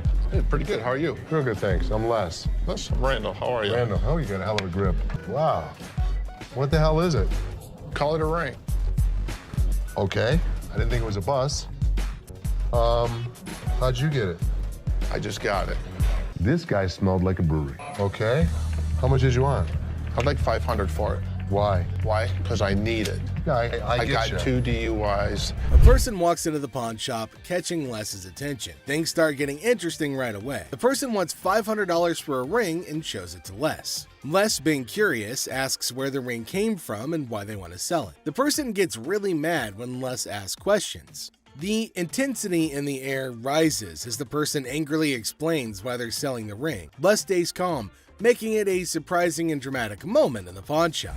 Well, if it was gold, I'd give you more than $500, but it's not real. I know it's worth $500 and you're gonna give me $500. Well, actually, if this was gold, but it was brass, it had no value. I understand. You have court issues. The problem is, I need $500 for it. I'm sure you do. Man, I don't know why you need.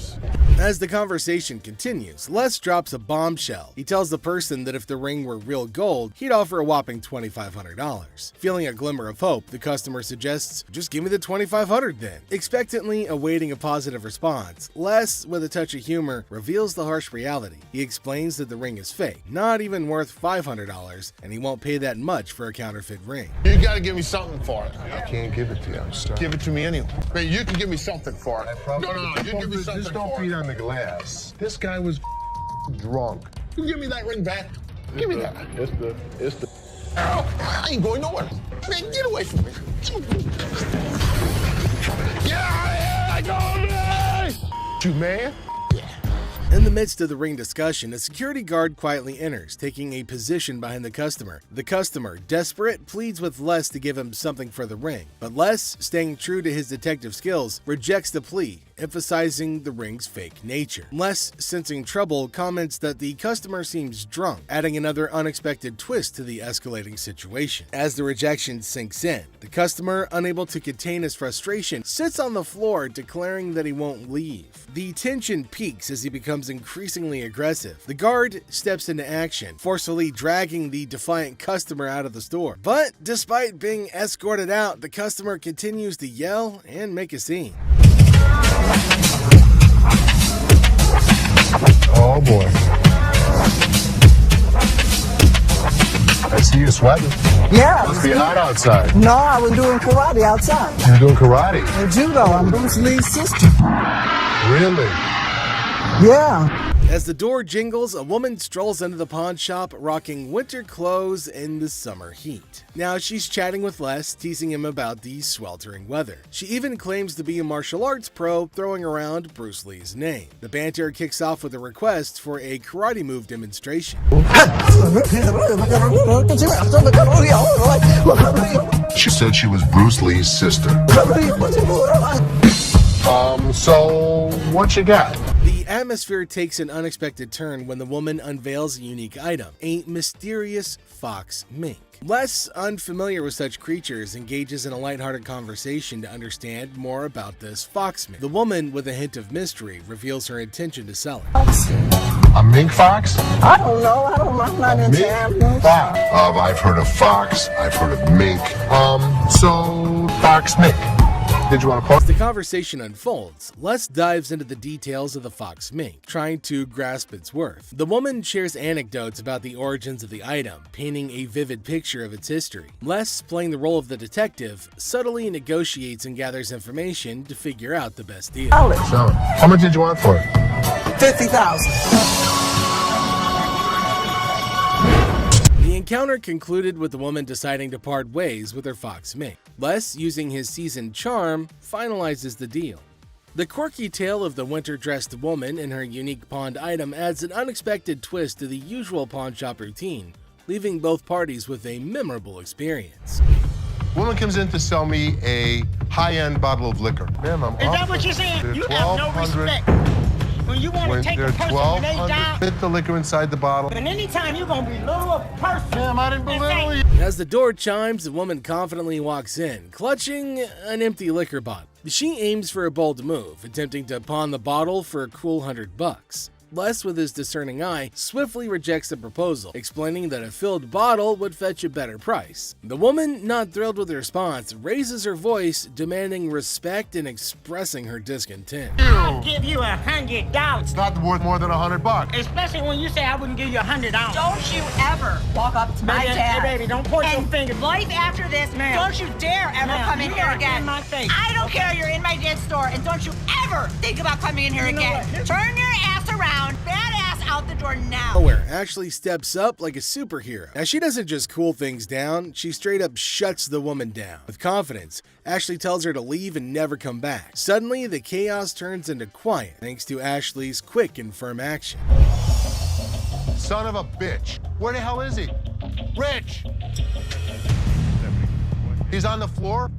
People are waiting to pay us for their merchandise. He's not there. We're losing money. I'd had Rich's back. In the heart of the pawn shop, Les faces a moment of frustration and disbelief. The absence of Rich, a trusted ally for over 2 decades, leaves Les feeling betrayed. The urgency of customers waiting to make payments adds to the tension, and the weight of loyalty becomes a central theme in this unexpected turn of events. Since the first day he came here, over 20 years ago. I feel betrayed. Didn't I just have an employee meeting to tell everybody that they need to step up on their game? I'm watching you and Bobby J talk to these 2 girls. You're out there trying to sweet talk them, trying to bull with them. I'm looking for you in layaway. Where the hell are you? I gotta sit in layaway all day long and just wait for something to happen. As the minutes tick away, the atmosphere inside the pawn shop grows more intense. Les reflects on his long-standing support for Rich, highlighting his sense of loyalty that spans a quarter century. He recalls a recent employee meeting where he emphasized the need for everyone to step up their game. Disappointment and frustration seep into his words as he confronts the situation, a pawn shop mystery intertwined with personal and professional loyalties. I'm watching you and Bobby J talk to these two girls. They're out there trying to sell their jewelry. You're out there trying to sweet talk them, trying to bullshit with them. They end up walking out the front door. You put me in a position that you were the next to go. In this pivotal moment, Les delivers a stern warning to a fellow employee, Bobby J. The scene unfolds with Les observing interactions and attempts at sweet-talking customers. The threat of termination looms as he recounts the consequences of letting down the team. The dialogue underscores the severity of the situation and the potential impact on job security. Tension rises as Les grapples with the repercussions of the unfolding events. Rich, I'm out. Tell your dad to off. You up your job. As the confrontation escalates, Les draws a line in the sand. The ultimatum is clear: compliance or termination. The final seconds capture the raw emotion and frustration of a loyal employee who feels unappreciated and misunderstood. He knew he was in trouble once we walked through that door. Joe, did you steal from me? Tell me the truth.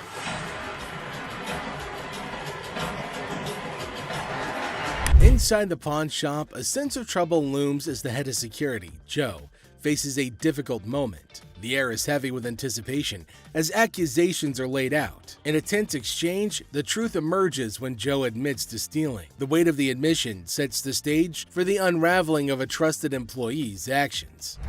The detectives call in uniformed officers to put the cuffs on. And then he reaches into his pocket and pulls out an assortment of jewelry worth over $7,000. As the admission hangs in the air, the situation takes an unexpected turn. Detectives call in uniformed officers to apprehend Joe. A place built on trust is now shaken to its core as the true extent of the betrayal unfolds. You go this way. This is my loyalist point, my head of security, guy that trusts me. The arrest unfolds and reality sinks in for the pawn shop owner. The disbelief is evident as a devoted employee, the head of security for the previous 3 years, is carried away in handcuffs. The emotional weight of the betrayal is clear in the owner's voice, which expresses the anguish of putting trust in someone who later proved dishonest. If he was, he could be anyone.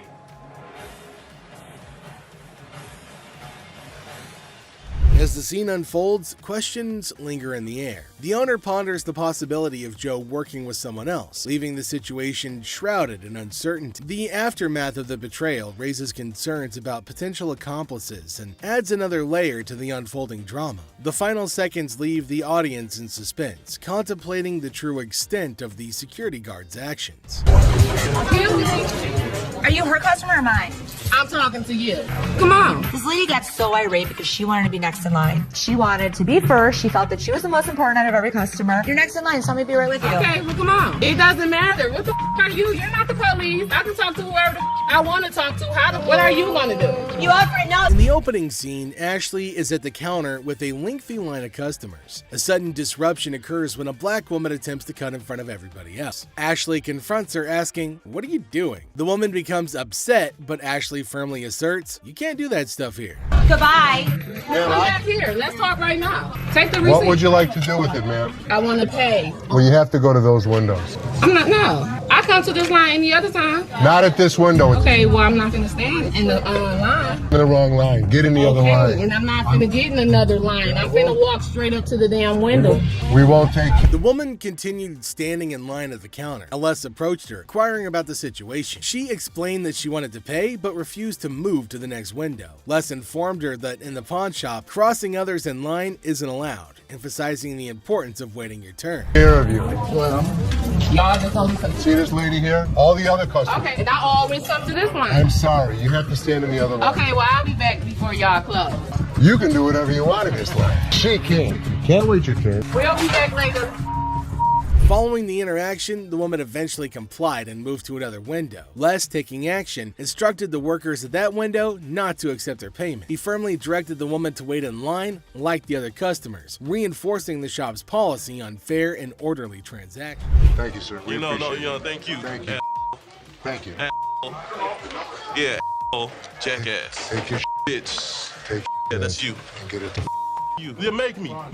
Sir, we don't want please. this. You can take this stuff. Sir, and put it where listen. the sun don't shine. Listen. I don't know what the problem was. As the interaction begins, the customer expresses gratitude, but the tone takes an unexpected turn. Tensions rise as the customer's language becomes confrontational. The shopkeeper, addressing the situation calmly, refuses to tolerate mistreatment. The dynamics shift from appreciation to conflict, showcasing the challenges of customer service in a brief yet intense moment. Came in here, tried to spend my money is what I did. That's what I did. Okay. And come instead of trying to come in here, I'm not even talking to you. I need a liver transplant. Why? Seriously? They didn't even look at these cards. Sour Patch Kids. The narrative unfolds with the arrival of another customer, visibly intoxicated. The shopkeeper navigates the encounter with a mix of tolerance and assertiveness. The customer attempts to engage in banter, revealing signs of alcohol influence. The shopkeeper, unswayed, maintains composure and subtly addresses the situation, highlighting the challenges of dealing with individuals under the influence. I'm not even out here trying to get this $30. Not paying on my... Wow, 50 for that. Jeff, take him out, please. This better not put in your car.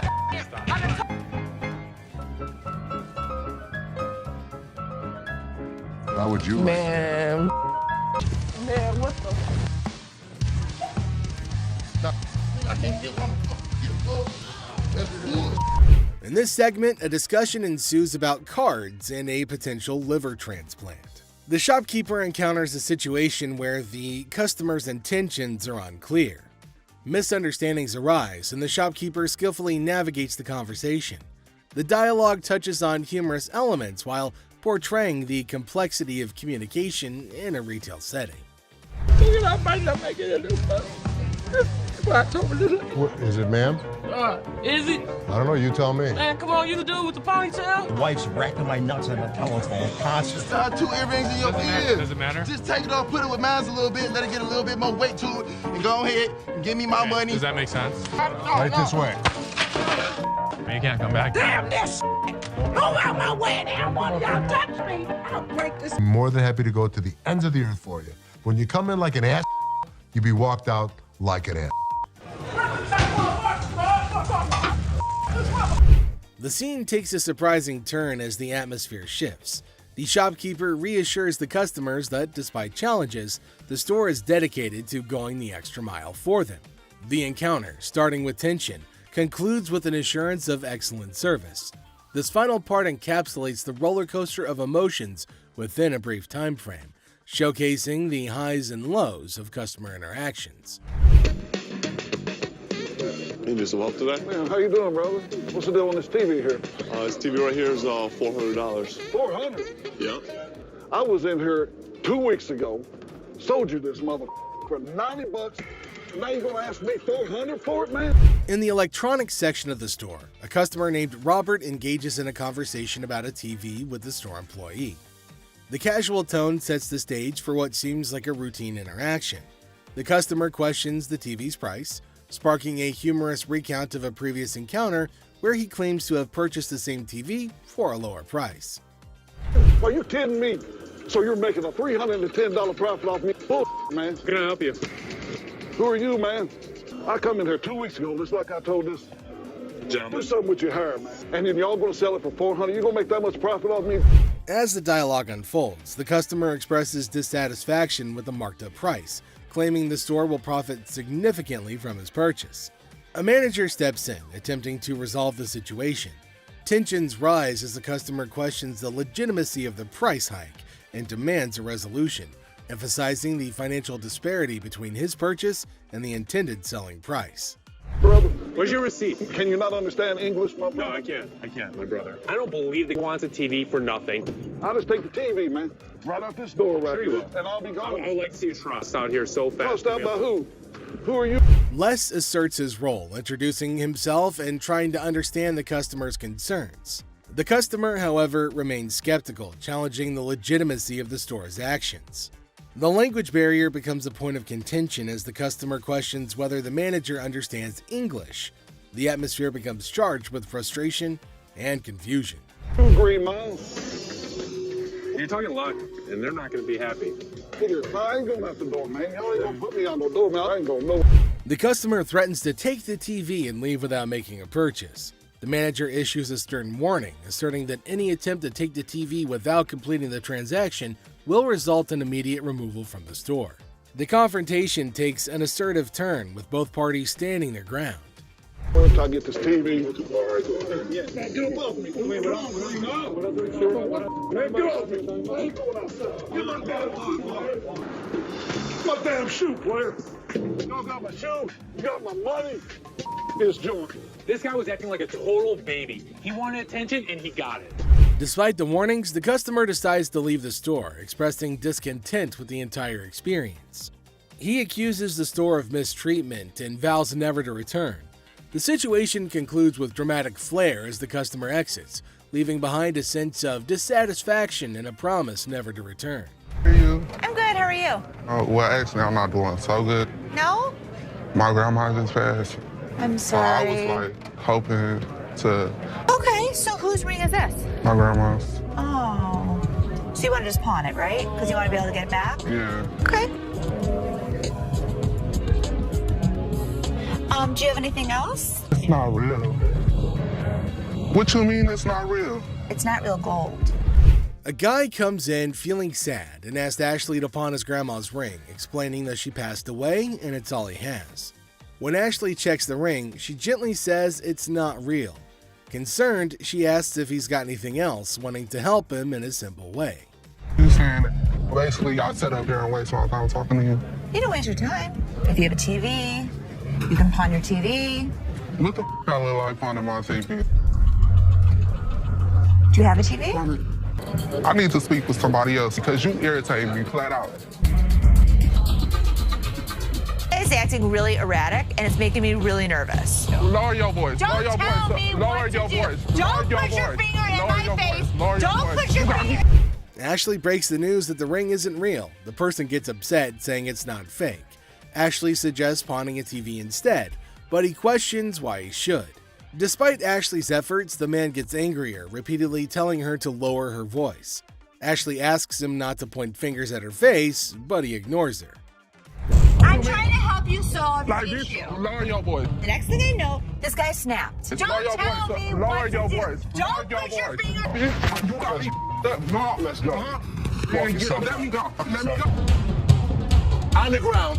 On the ground. On the ground, mother. The security guard intervenes, slamming the upset person to the ground and then dragging him out of the pawn shop. The situation escalates and the guard takes decisive action to maintain order. Next up, we've got this episode where a heavily muscled individual made his way over to meet Les to complain about equipment he got from the store that got busted. Somebody bought this. This piece of junk I bought in here just a couple days ago. It don't work now. It's broken. What is it? Little ab lounger I bought here, man. Workout. In the midst of the pawn shop's hustle, a burly customer approaches Les with a complaint. He's upset about a busted piece of exercise equipment, an AV lounger purchased just days ago.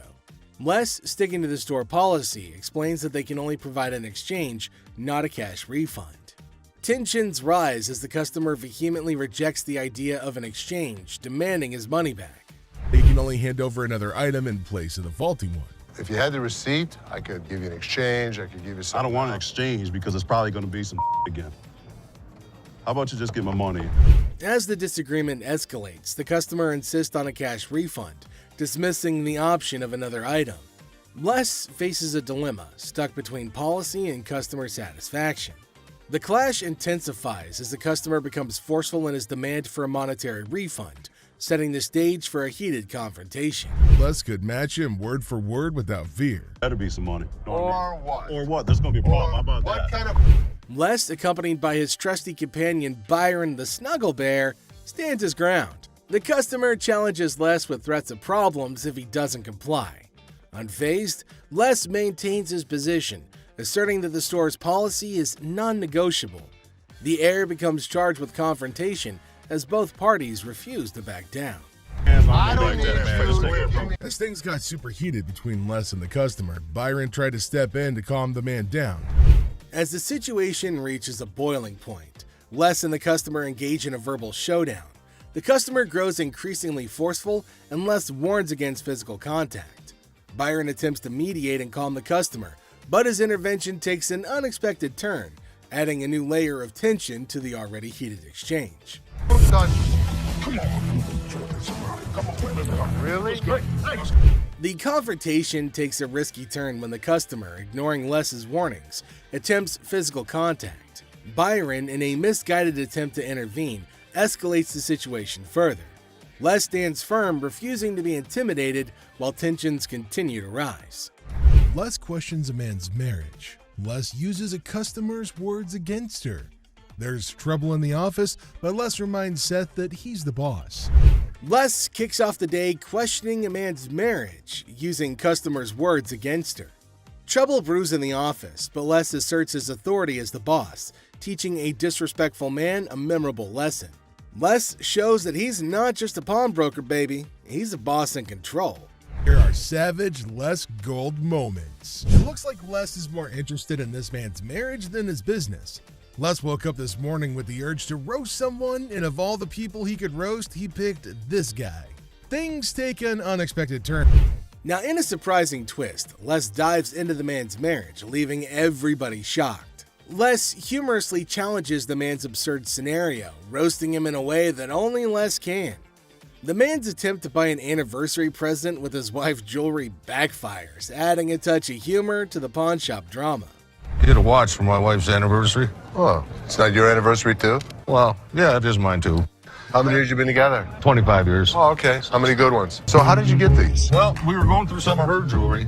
She said this belonged to my grandma. They're not real. Les posts a customer's watch request, questioning the authenticity of the jewelry. Unfazed, Les detects the fake and confronts the customer's peculiar anniversary gift plan. The customer tries to defend himself, but Les, in his signature style, keeps it real and uncovers the truth behind the fake jewelry. And hold on a second. How come the old man wants to buy his wife an anniversary present with her own jewelry? That is one hell of a ridiculous scenario. What this man could have done at this moment is leave. But nope, some of these customers love to start drama. This is older than both of us. It probably is. But it was fake when it was made, and it's still fake. Les faces a customer who crosses the line, insulting his family. For the first time, Les takes matters into his own hands, delivering a stern warning. The tension rises as Les draws the line, showcasing a side of him that won't tolerate disrespect towards his loved ones. Yeah? Okay, I've seen your wife. Listen, mother, there's two things you don't talk about. What's that? My wife and my family. Oh, so here's the deal. For a moment, we thought... Two of you. Here's the deal. Get out of here, two of you. I'll hurt you guys so bad. Sure you will. Better get in the front. Sure you will. In a final showdown, Les lays down the law. With no patience left, he kicks the disrespectful customers out, warning them of dire consequences if they return. Les reveals his savage side, making it clear that disrespecting his family won't be tolerated under any circumstances. Hello, how are you doing today? I'm good. How are you, sir? That's good. I want to pawn this TV. I can go 100. Excuse me? So here's a guy who wants $400 on a $200 TV. What the is he thinking? People can help me move my stuff back in my mother's house. 100 is not going to do, sir. I need more than that. But I can't give you more. See, it's a used TV. A young man enters the pawn shop, seeking to pawn a TV for $400. Les, the owner, declines the initial offer and counteroffers $100. The guy, explaining his need to move back to his mom's house, expresses that $100 won't be sufficient for his situation. You know, I have to get away. You see this? He did this last night. What did he do to you last night? He beat me up last night. You clearly don't see that. See, you know what? You want to cause me to lose my mother temper. I try to give him the benefit of the doubt. I thought he had nice skin. He didn't have any bruises on him. I don't need to call security. You don't need to call them. What The guy made up a story about daily abuse from his roommate, seeking empathy to pawn the TV for his escape. Les remained skeptical, noting the absence of visible bruises, praising the boy's clear skin. In response, the boy, feeling cornered, requests the involvement of security, hinting at a potential dramatic turn of events. you gonna do? What, you from Africa? Oh, okay. Anyway, like I said, can you give me the 400 you paid? We sell them for $200. Y'all so much. Sure is. Have a nice day. You. Thank you. You better lucky I'm gonna throw this big mother at up. Where the is my key? Les, trying to find a middle ground, offers $125, but the boy declines and insists on calling the guards. Les, unfazed, reveals the presence of the guard behind the boy. The situation ends with the boy taking the TV and leaving the pawn shop without the need for additional security intervention. So how about your fat ass take it out? You work here, ain't you getting paid to do this? I look like a butler to you? I don't give a my gonna come in here and get this motherfucker.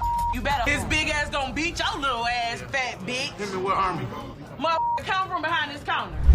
A tense situation arises as a black woman directs angry shouts at a guard.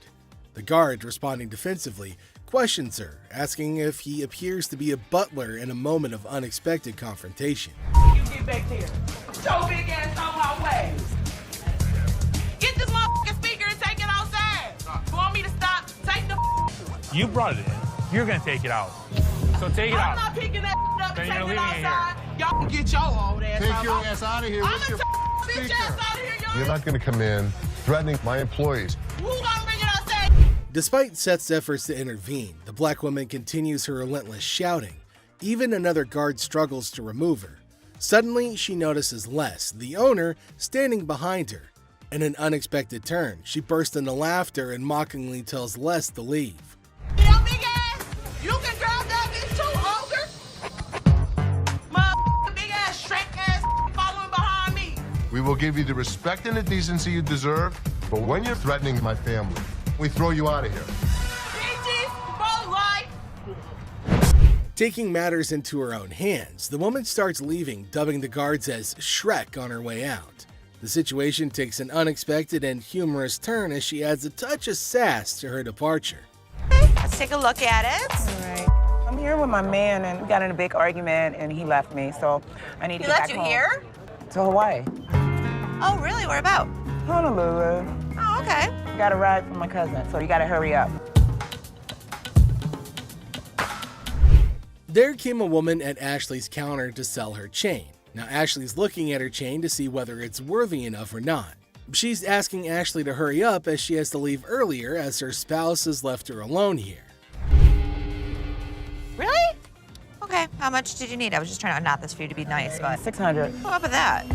I got this from one of my aunts in Africa. This is $600. Oh, do you know what it is? It's actually a Tahitian pearl. No, this is from Africa. This is an African pearl. Ashley asked her how much she wanted for her jewelry. Now the woman said $600, which is a lot more than Ashley was willing to spend, since Ashley said that it's not an African stone, but the woman was arguing that it was. 600. My ticket cost $600. That's how much I need. Do you have anything else? No. Excuse me? No. Ashley told her that they're not African pearls, so it's not worth $600, but far less. It was at this point that the woman started acting rude. Ashley got shocked at her stupidity and rude behavior. Eventually, she started behaving really bad as Ashley got angrier. What's gonna happen next? $600 or not? You can't get 600 on this. Okay. And also, don't call me a bitch. So you mean to tell me that this ain't worth a mother thing? That's not what I said. It could be worth something. Okay, can I get $5.99? No. Some kind of problem?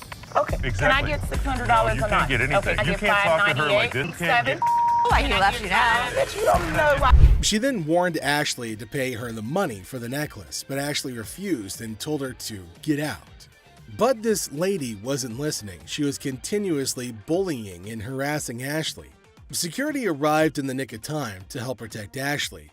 They asked about what was the matter, and after finding out about the woman resisting and having a hard time with Ashley, they decided it was probably time to get her to leave, which led to more screaming and shouting and yelling.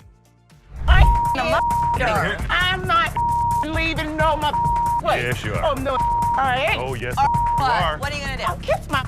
Honey, you don't have that kind of money. All right, you. All of y'all. Bitch. If you want some help, talk to us like a human being. I'm leaving. Aloha. Who the they think they is? Them. Which then caused more security guards to get her out of the shop. But she kept on yelling. The lady would not stop with the screaming and the shouting. jewelry for my daughter. Her birthday's in like 2 weeks. For sure. How old is she gonna be? She's gonna be 12. She's gonna be 12. Yep. Do you want a Kleenex? I've got allergies, man. I itch like super bad. I'm not picking it, I promise. Okay. We have a heart one that's really pretty. Can I see it? There came a man to Ashley asking for something to buy for his daughter. Now, he inferred that she's about 12 years old and he wants something interesting for her. But he's constantly picking his nose, which was making Ashley cringe. He's not stopping from doing such cryptic things, but he's constantly doing it in public. Ashley asked him to let her know if there was something he was interested in buying for his daughter. Look at it. How much you want to spend? Like 100, 150, but 75. can I touch it though? That's bull. I was charging him like $75 on this watch just to give him a deal so he didn't have to touch it with his snotty hands. Can I see the sanitizer for a second? Now, the man selected a watch, but Ashley didn't want him to touch anything with his dirty hands. She asked him about his range and he said he wants something under $100, and the watch was $75. The man didn't agree to buy it. Now, Ashley's just getting furious over his silliness. I can use sanitizer. Why don't you guys go yourself? I don't even care about the sale anymore. I just want him out of here. Ashley asked him to use sanitizer before touching anything in the shop, but he refused. And this is going to be a very serious problem. They're probably going to have a fight. Ashley got angry and asked him to leave despite no deal. She just wanted him gone. She didn't care for the deal or profit, but just getting him out of the shop. Well, then came the guards who made sure that he left, and Ashley used sanitizer everywhere on everything that he put his hands on. Well, that's it for today, everybody. Thanks for being part of the Hardcore Pawn adventure with us.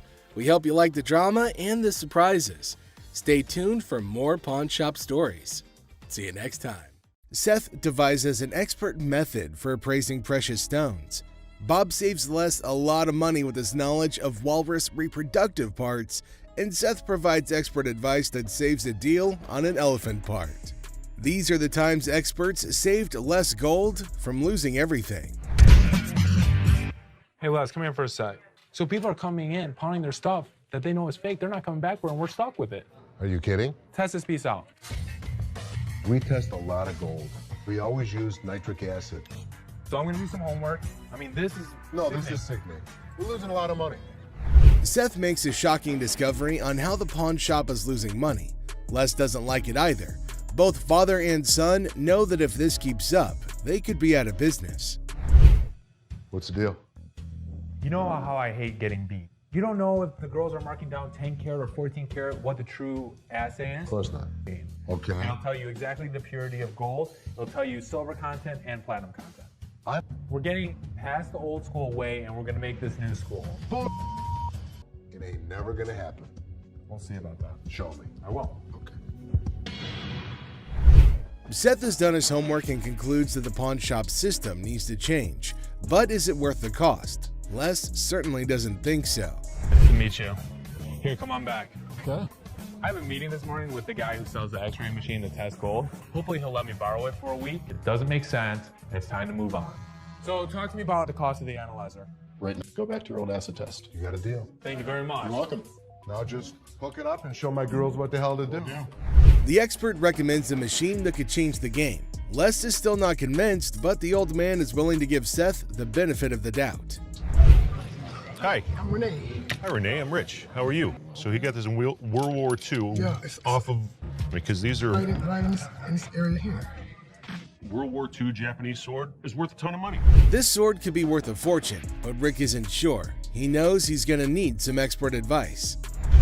Put it on that metal analyzer, and it'll tell you if it's got stainless steel. Ooh, want to try? Japanese swords are made out of steel. If this metal tester tells me something else, it's not authentic. It'll help you. I'm happy to do it. Come on up here. We'll get your information. This metal tester easily saved us a few $100s. Seth might be onto something. Thank you. You have a good day, hon. You too. And the machine works. Even Les sounds impressed with the speed and accuracy of the expensive device.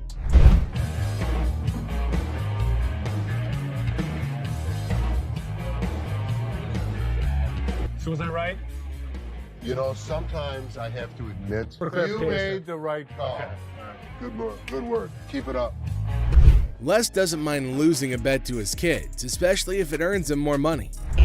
I'm here to sell my collectible Amazing Fancies issue, and it's 24 karat gold and sterling silver, and it's Stan Lee's autograph as well. This is all original casing and stuff.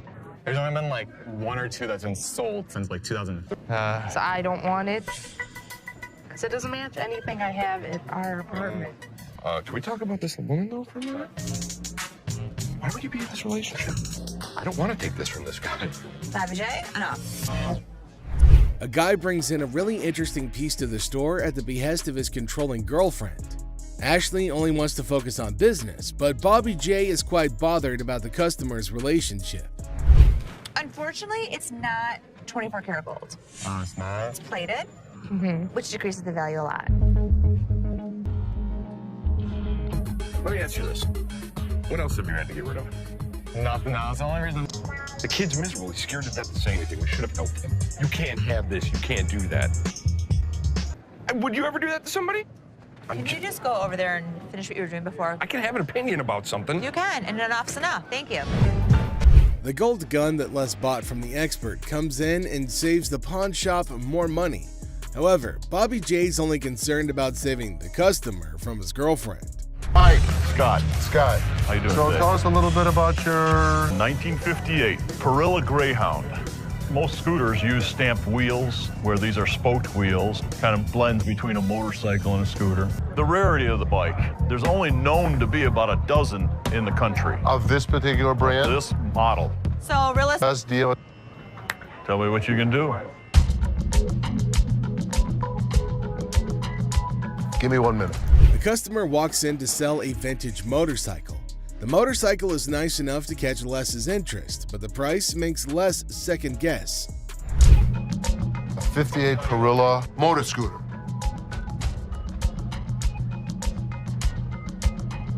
This is it. Holy that's him. So, let's be honest. How much were you asking for it online? I was started out at 25.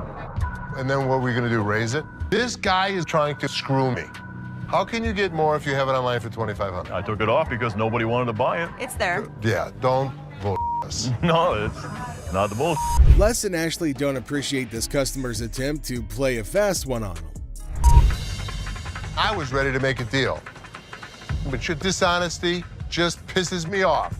Don't come in lying to me and telling me that you got it out there for $4 grand and you're selling it already for $2,500. Next time you try to sell something, don't lie to somebody you're trying to sell it to. Tell people the truth.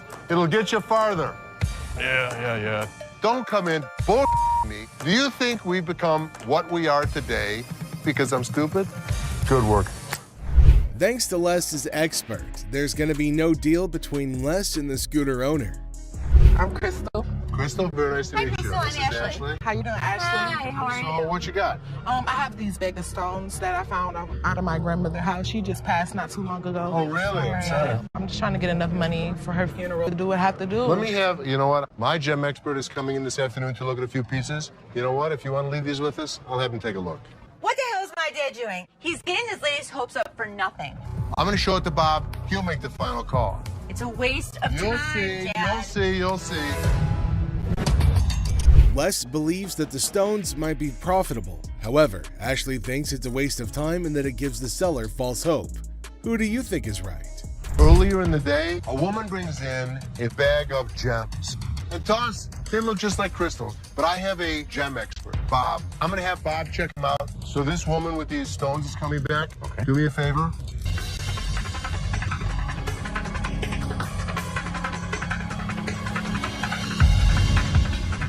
These are nothing. We never get hits like this. What do you appraise it at? Guys, here she is. We're going to change this woman's life. She's going to flip. Yeah. Les is confident that Jim, his expert gemologist, will give him positive news. This time, Les's instincts are right on the money. You're going to change her life. This could change her life right here. Okay, here we go. Oh, my God. So, you're in hard times right now, right? I didn't know how to break this news. $10,000. Oh my God, are you serious? Congratulations. Thank you. Thank you. All right. My God, guess what? They just gave me $10,000 for grandma jewels. Yes, I'm so serious. I'm glad I came up here today. The woman gets more than she expected, but if Les gave her $10,000, just imagine how much he would make for the precious gem. These are walrus peni. Walrus? Penises. Why? I'm pretty sure I'm right in line with what you can find on the internet. $600 each for those, and $600 for them. There is no way I would take less than $500 for those a piece. Correct. Just wouldn't do it. Let me just go look. Two customers come in with some of the weirdest items you'll ever see on the show. Les has to take a second to understand what he's dealing with. Yeah, you're 100% right. How the hell did you know about that? Holy Bob. He's really proficient in anything that's hard. Yeah, I mean, this is it. My guy knows about these things. Right. Make us an offer. Thank you so much. Thanks for coming in. Bob is an expert on all sorts of things, including the reproductive parts of a male walrus, for some reason. The expert really saved Les a lot of money with his odd knowledge. Skull of an elephant. Really? It's very unusual. It's very unusual. How did you get it? My best friend had it, passed away, and I inherited this one. It's where the tusks were. I understand that. It came from Africa? Yeah, right. Well, I So- can promise you nobody's ever brought in an elephant skull, ever. That I can Little tell you. unique. How about 500? Nope. 500, I'll take it back. Throw it in my family room, even though my wife don't want it there. How about 12? How about 5,000? That's as low as I'm gonna go. It's definitely elephant season for Les, but will he be inclined to own this piece of an African elephant? Let me talk to my elephant expert. Africans are more expensive than the Asian ones. Africans are... So you don't really want to lug it back home, do you? No, I don't. So 600, 700. I believe he'll put it in his own personal collection. It'll have a decent home. You are? Thank you. 51, 2, 3, 4, 5, 6, and 7. Thank you. Thank you. Les consults with his expert, and then he uses that advice to close down a good deal for the pawn shop. Robert Ashley, the deal expert, finds a customer with a car seat missing its base. Can Ashley make a deal, or will it turn into a funny situation? Ashley faces a funny moment. A customer wanted a chilla scarf, but it's really just a bunny. Get ready for a wild time. So in walks this dude looking like he just stepped out of a heavy metal concert. Tattoos everywhere, face carved up like he had a disagreement with a razor blade. He's all like, "Hey, call me the devil." Seriously? Who does that? But hey, anyway, nice to meet you, Lucifer. Then he drops this bombshell. He's 2,500 years old. Seth's like, "Dude, you got me beat. Finally, someone older than my dad." But here's the kicker. He wants to swap his gold for some cash. Says money's the root of all evil. Yeah, buddy, you're really living the stereotype. 2,500 years old. Great. I finally got to meet somebody that's older than my dad. So how can I help you today? I want to get rid of this gold. Money's the root of all evil. This guy might take the cake for the weirdest guy that has ever walked through the store. How much you want? I could have gotten $650 for this stuff if I melted it down and sold it to my refinery. How about 500?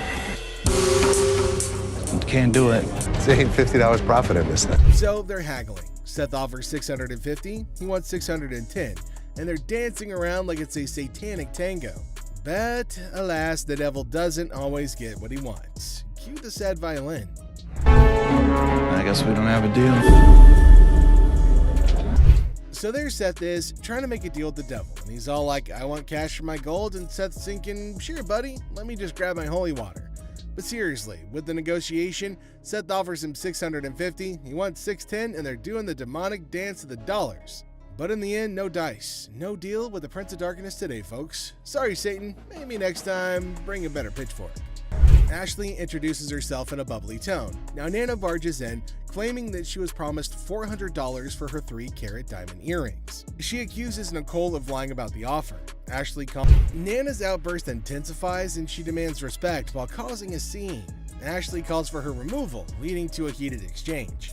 Nana storms out, hurling insults and leaving everybody exasperated. How are you? I'm doing okay. What can I help you with? Either trying to get a loan on it or you guys can buy it. Trying to set up for maybe like one. The certificate and everything is in there. And the bag costs actually way more than that. Well, if you can tell, it's actually stained. Okay. All through here. I'm trying to sell it for $150 or get a loan for $75 instead of the $50. Dealer Ashley is in the middle of a purse negotiation. Now she's trying to bargain her way through it, but it seems like she's hitting some roadblocks. The bag might be worth more, but it's stained. Now the dealer's not budging, despite the customer's attempts to reason.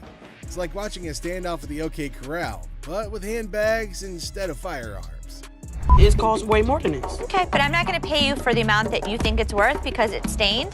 This is not one of the newer ones. This is not this season. I know about purses. Can I get some? My pepperoni-looking ass. Pepperoni ass? I don't even know what that means. Did she take a look at her own ass? Can I get somebody else?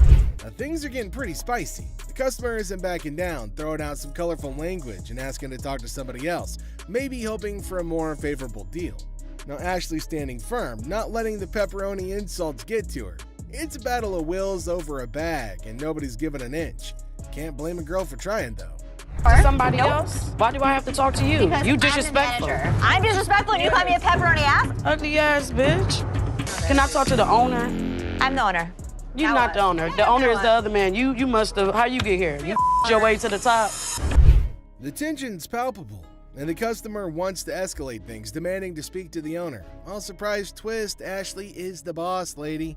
So, will the customer stick to her guns, or will she fold like a deck of cards?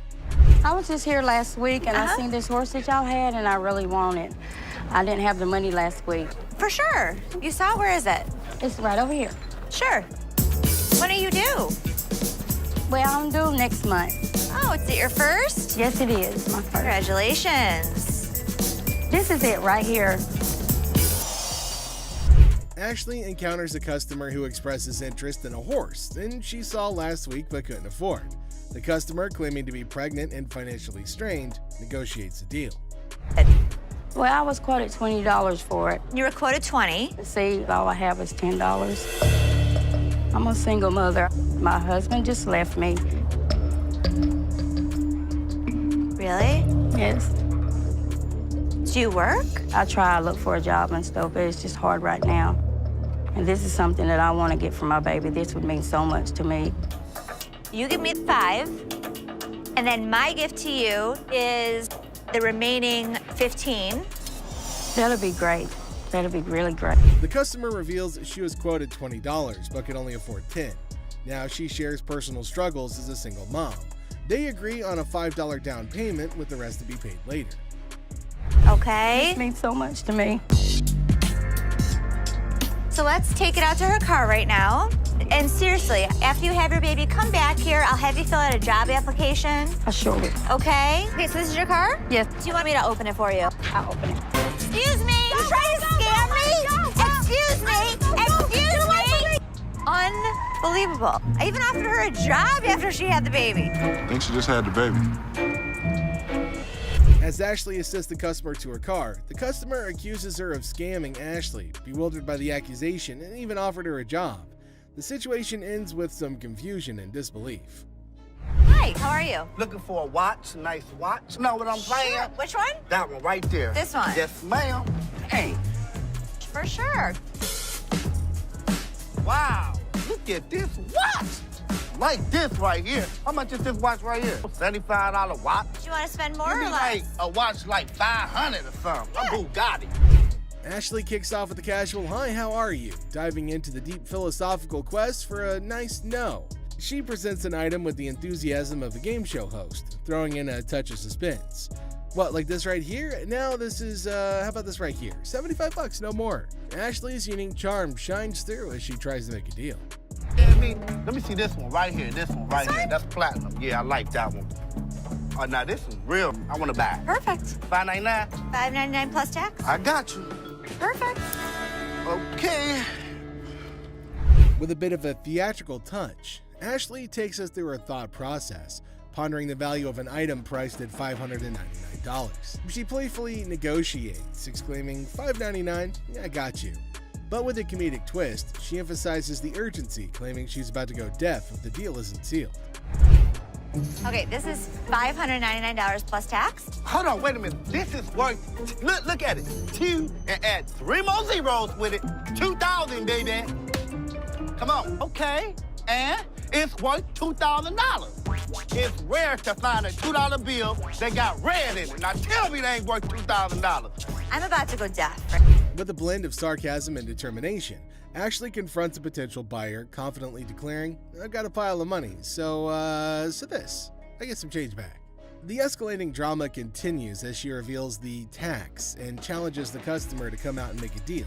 The conversation takes an unexpected turn, hinting at the item being worth more than a round neck. This is worth more than that around your neck. You understand me? You little chunky, draws-looking person.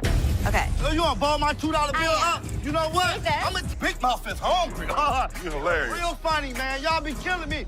I pawn you. Matter of fact, that $2 bill, you could out-pawn this whole stuff. With that In a grand finale, the dealer passionately argues the item's value, escalating it to a humorous threat of going deaf.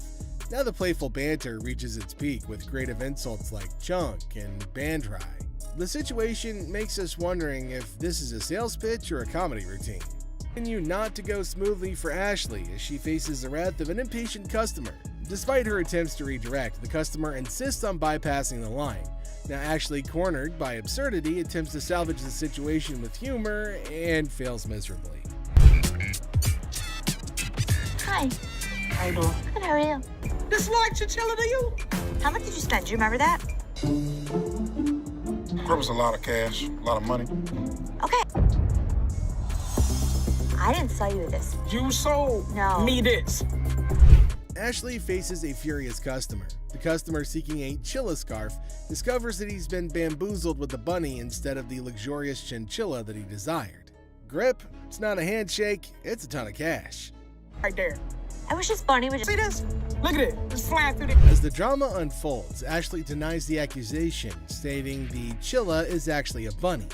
Now the customer's girlfriend confirms the fluff faux pas, tossing the rabbit back. The receipt? It's apparently tucked in a peculiar location. Amidst the chaos, the customer adamantly demands a refund while comparing the bunny to Bugs Bunny. Now Ashley remains unfazed, suggesting the bunny be taken home as a consolation prize, but the customer's not having any of it. This bunny's not hopping away from the dispute. The customer exits empty-handed but full of fury, leaving Ashley to ponder the quirks of pawnshop life. Hello. Hi, how are you? I'm good, how are you? I'm looking to find this. Okay. I'm just trying to get some money so I can bail my man out. How much you looking to get? 500. 500. How'd you come up with 500? Because this is a new gig. In this one, Ashley encounters a customer looking to pawn an item, claiming it's like an iPad. Now Ashley questions the uniqueness, and the customer insists that it's a new gig and demands $500 for it. Ashley is incredibly skeptical. So I should get paid? Yes. This is a pad. This is an iPad? It's something like an iPad. I'm just curious, how? How would you use this as an iPad? It's something like an iPod. Ashley challenges the customer's understanding, questioning how the item could be similar to an iPad. The customer struggles to explain, resorting to sound effects.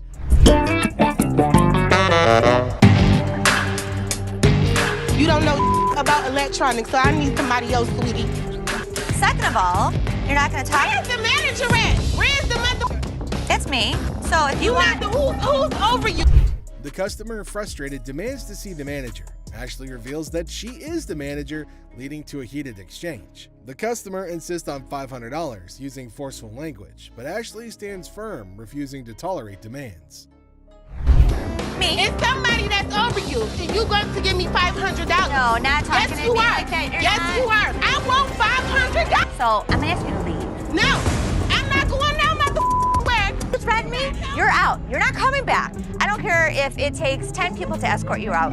Sweetie, I will be back with your fat Albert-looking ass bitch! As tensions rise, the customer becomes more aggressive, threatening and claiming that they won't leave without the desired amount. Now, Ashley remains steadfast, emphasizing that they're not welcome back. The situation escalates, setting the stage for a dramatic exit. How you guys doing? Good. Got some equipment here. Yeah. We need some money. We're going to out west. We killed all the deer in Michigan, so we got to go out for bigger and better stuff. In this thrilling episode, Les and Seth face two grizzled sellers with Santa beards armed with ancient computers. Claiming that they hunted all the deer in Michigan, they demand $900 to head out west. Les, skeptical and slightly amused, offers a resounding zero, much to their disbelief. I thought that they were kidding. The last time I saw one of these computers was in the 80s. To be honest, what I can offer you is around here, there's no way we're gonna be able to help this guy out. The sellers persist, insisting on $800, but Les holds firm at zero, triggering their rage. Unfazed, Les declares their items as mere ancient artifacts. Now these guys storm out in disbelief, leaving Les to reflect on the Detroit rock scene, mentioning ZZ Top's enduring presence.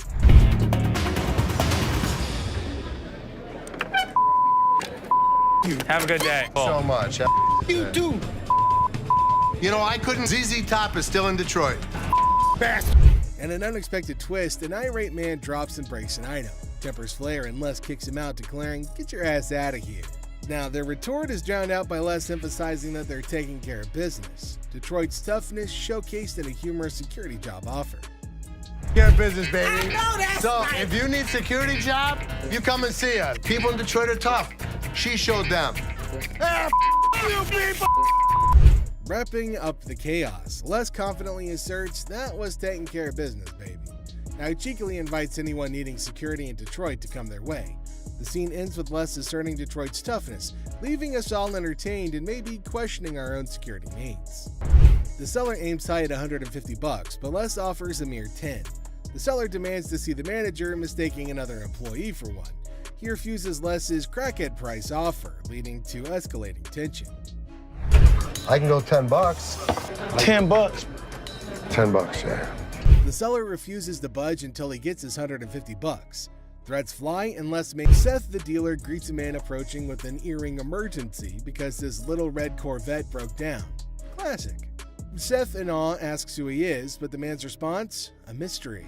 Well, I guess it's time to cue the Prince theme music. Now you're just, now it makes sense. Being a I am being a yeah, well, because you know. brought in a fake. The truth hits hard like a guitar riff. It's an imitation earring. Seth throws some shade, calling it imitation Prince. The man's defense? Priceless. Seth's patience wanes as the man's excuses fall flat. Comedy? Pure gold. Exactly. Tolerate fake items, bids farewell with a sprinkle of Prince references. The man exits, but the drama's not over yet. Seth senses some mischief brewing. As the man leaves, Seth's parting words, a cheeky purple rain nod. Another day at the pawn shop, folks. Now, if you can't help me, bitch, get someone else that can. Do I need to get loud? What you do that for? Your punk ass home, bitch! Watch your punk ass home! You playing my man? Hey, where that electronics at, man? Let's see what you I ran got. out of gas in the damn parking lot. It doesn't matter how much it costs, man. I just need $150. 30. I want my $150, please. I would 35. Like... I really don't need nobody. It's just gonna be me. Let's go, bro. Things get heated really quickly. Hey, nah. This man, get off me. Think I'm playing with y'all? They got a little bit Man, put. y'all. I want y'all to help me out, man. Turn right. I can. In this lively scene, Ashley, a pawn shop dealer, encounters a customer seeking to pawn an item. With a comical twist, the customer explains her predicament, having lost all of her money at the casino and now seeking to pawn her car seat, albeit without its base. She hilariously demands assistance, unaware of the impossibility of the situation. Too heavy to carry. I need the base. Ashley is unable to help her. Have to have the base for it. I know how a car seat goes. Can you Properly? get someone else? Where's the manager? Me. Do you have a supervisor? Me. So I can't take it in pawn. You Georgia peach looking mother. Now, if you can't help me, bitch, get someone else that can.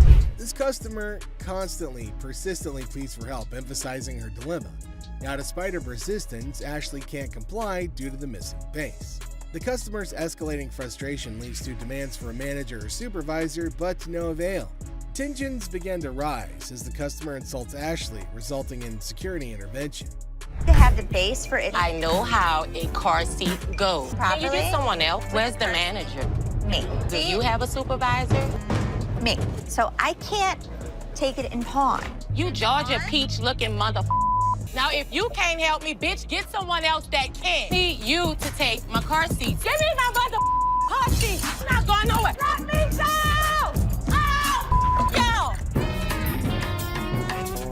I don't know if she's supposed to be using the car seat or her child. Byron the guard intervenes, forcibly removing the unruly customer from the premises. Despite her protests, security ensures her departure. We then conclude with the customer's futile attempt to reclaim her car seat, emphasizing the absurdity of her actions and highlighting the humor of the situation. Ashley, Seth, and Karen to the office, please. Ashley, Seth, and Karen. So I got the results back from the secret shopper. Taking care of this customer. What is the first thing you see? 3 rings on the showcase. That's not allowed. Right. So one item out at a time. Now let's fast forward. Told somebody that you'd come back. I said I'd send somebody over. But nobody ended up coming over. Les, the silver-haired sultan of secondhand, calls his court jesters, Ashley and Seth, to the throne room. Apparently, he had a secret shopper, Ava, visit the pawn shop, and the results were not the best. Ashley and Seth exchange nervous glances, wondering if Les is going to unleash his legendary roar or just some good-natured pawn. That you'd come back. I said I'd send somebody over. But nobody ended up coming over. Now, how about this one? Wait till I show you this. I yawn. In front of a customer? Maybe that happened one time out of like maybe the past 20 years that I've been here. That particular day. Les unleashes his claws. He throws Bobby under the bus for displaying 3 rings at once, a cardinal sin in Les land. Then he tears into Seth for taking too long to help a customer, accusing him of being slower than a pawnbroker on vacation. Ashley, sensing an opportunity, crosses her arms and silently whispers, "Uh-oh, somebody's feeling the heat." Look at how Linda took care of this person. This would run you $1,700 here. That's the best way to go. Look at how he's showing the television set. In Steve's report. And let me show you who got a 98 out of 100. Karen. Look at the way that she's handling the customer. I'm so happy I was able to help you today. 98. Les shifts his focus, showcasing the shining examples of Linda and JP.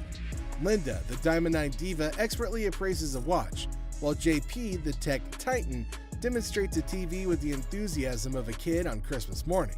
Ashley takes a mental note, scribbling "Be more Linda, less Seth" on her pawn-shaped notepad. 98. The most important thing that we have to offer is customer service. You could learn something from me. A rose near 2 thorns.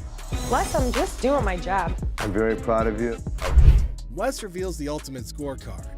Karen, the customer service queen, scored a perfect 98. Ashley and Seth slump in their chairs, feeling like yesterday's jewelry. But Les throws Ashley a bone, calling her a rose between 2 thorns. A not-so-subtle dig at Seth. So Ashley puffs at her chest, basking in the rare praise, while Seth silently vows to outshine Karen next time. Is there something you need help with? No, I'm just browsing. Okay, sounds good. Anything catches your eye that you want me to pull out? I was kind of looking at some of these watches. Okay. Something wrong? Yeah, my phone. I just let my... Did you take my phone? On the showcase. In a pawn shop far, far away from common sense, a customer's quest for an invisible phone turns the store into a circus. Imagine a magician's act gone wrong.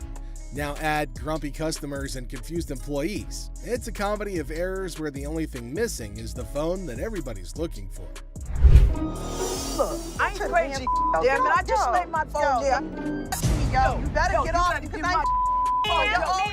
get the manager. Another customer in the store. You have got to get out. So please, listen. As chaos reigns supreme, the invisible phone saga transforms into a slapstick showdown. Consider a scene from a stupid action film, but with canes instead of firearms, and insults flying quicker than a swarm of birds. It's like a sitcom on steroids, with each character competing for the title of most absurd performance. I'm out of here, yo. Their business outside. Nobody don't got time for this, yo. Get this old ass. Hey, what's your problem? Oh, my For God. heaven's sake. You ain't gonna need that cane. Go ahead, put the cane down. Chill out. Gangster, calm down. Yeah, all right. Man, don't hurt nobody. And watch how you use that cane. Shut the hell up. You got grandkids? Granddad. Have a nice day. Now, as the dust settles, the pawn shop resembles a battlefield of comedic proportions. With tempers cooled, the invisible phone remains the elusive star of this absurd show. And when the curtain falls on this hilarious display, only one thing is certain: nobody's gonna leave with their sense of worth intact. Hi, I'm trying to pawn this chain. Yeah, we won't be able to take this. Why you want me to take? Why are you screaming? Because I want my mother money. I'm a boss. That's what I do. Get my money. You're gonna come and get it? One way or another. All right, well, I'll come and give it to you. Yeah. So this guy strolls in all confident, trying to pawn off some chain. He's like, I want $250 for this. But hold up, it's faker than a $3 bill. The drama unfolds as he demands his mother money and threatens to take it by force. Oh man, well, we got ourselves a boss in the making right here. Where's it at? Back up. Okay. First of all, that's not real.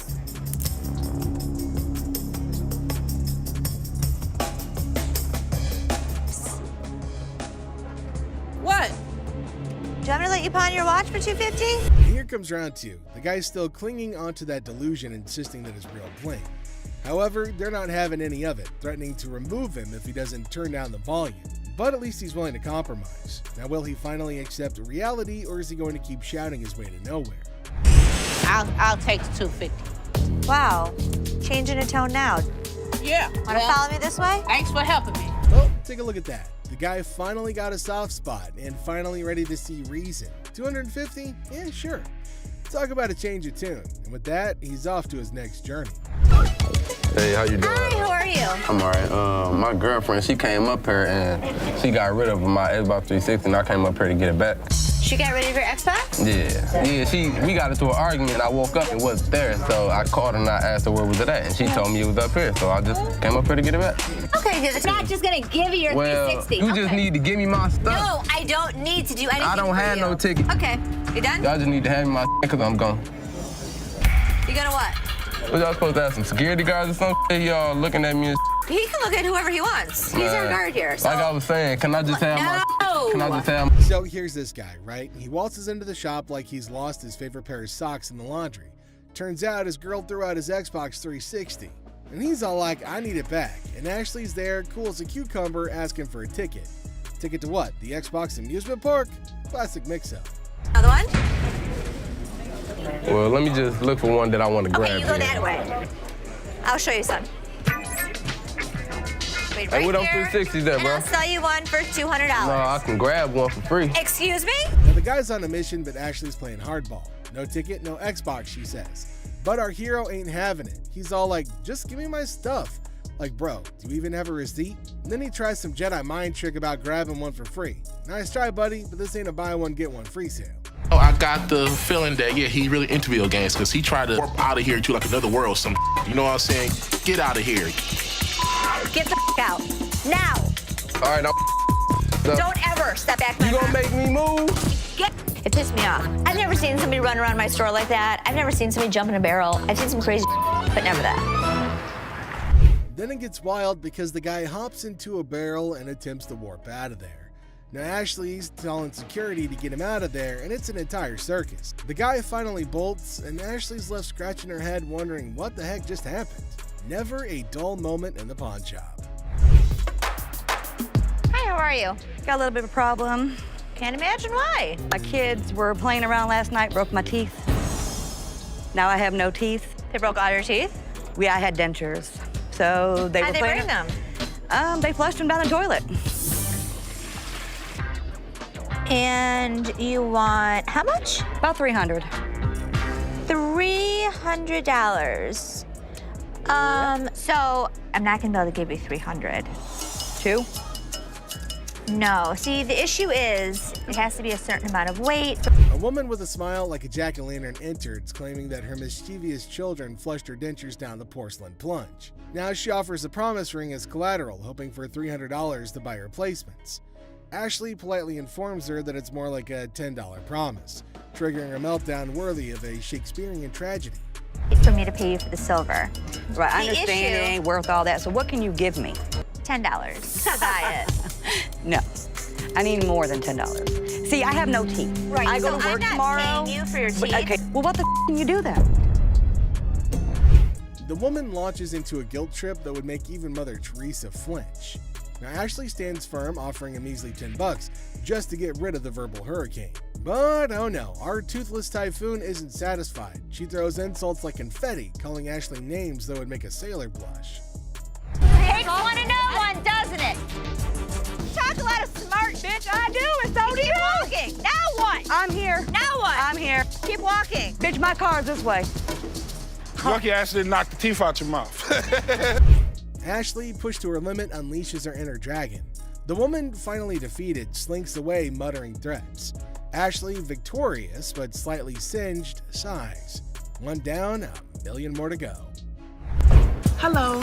How are you? I'm fine. How are you? I like your nail polish colors. Thank you. What do we got here? A laptop? Laptop. You type in your password?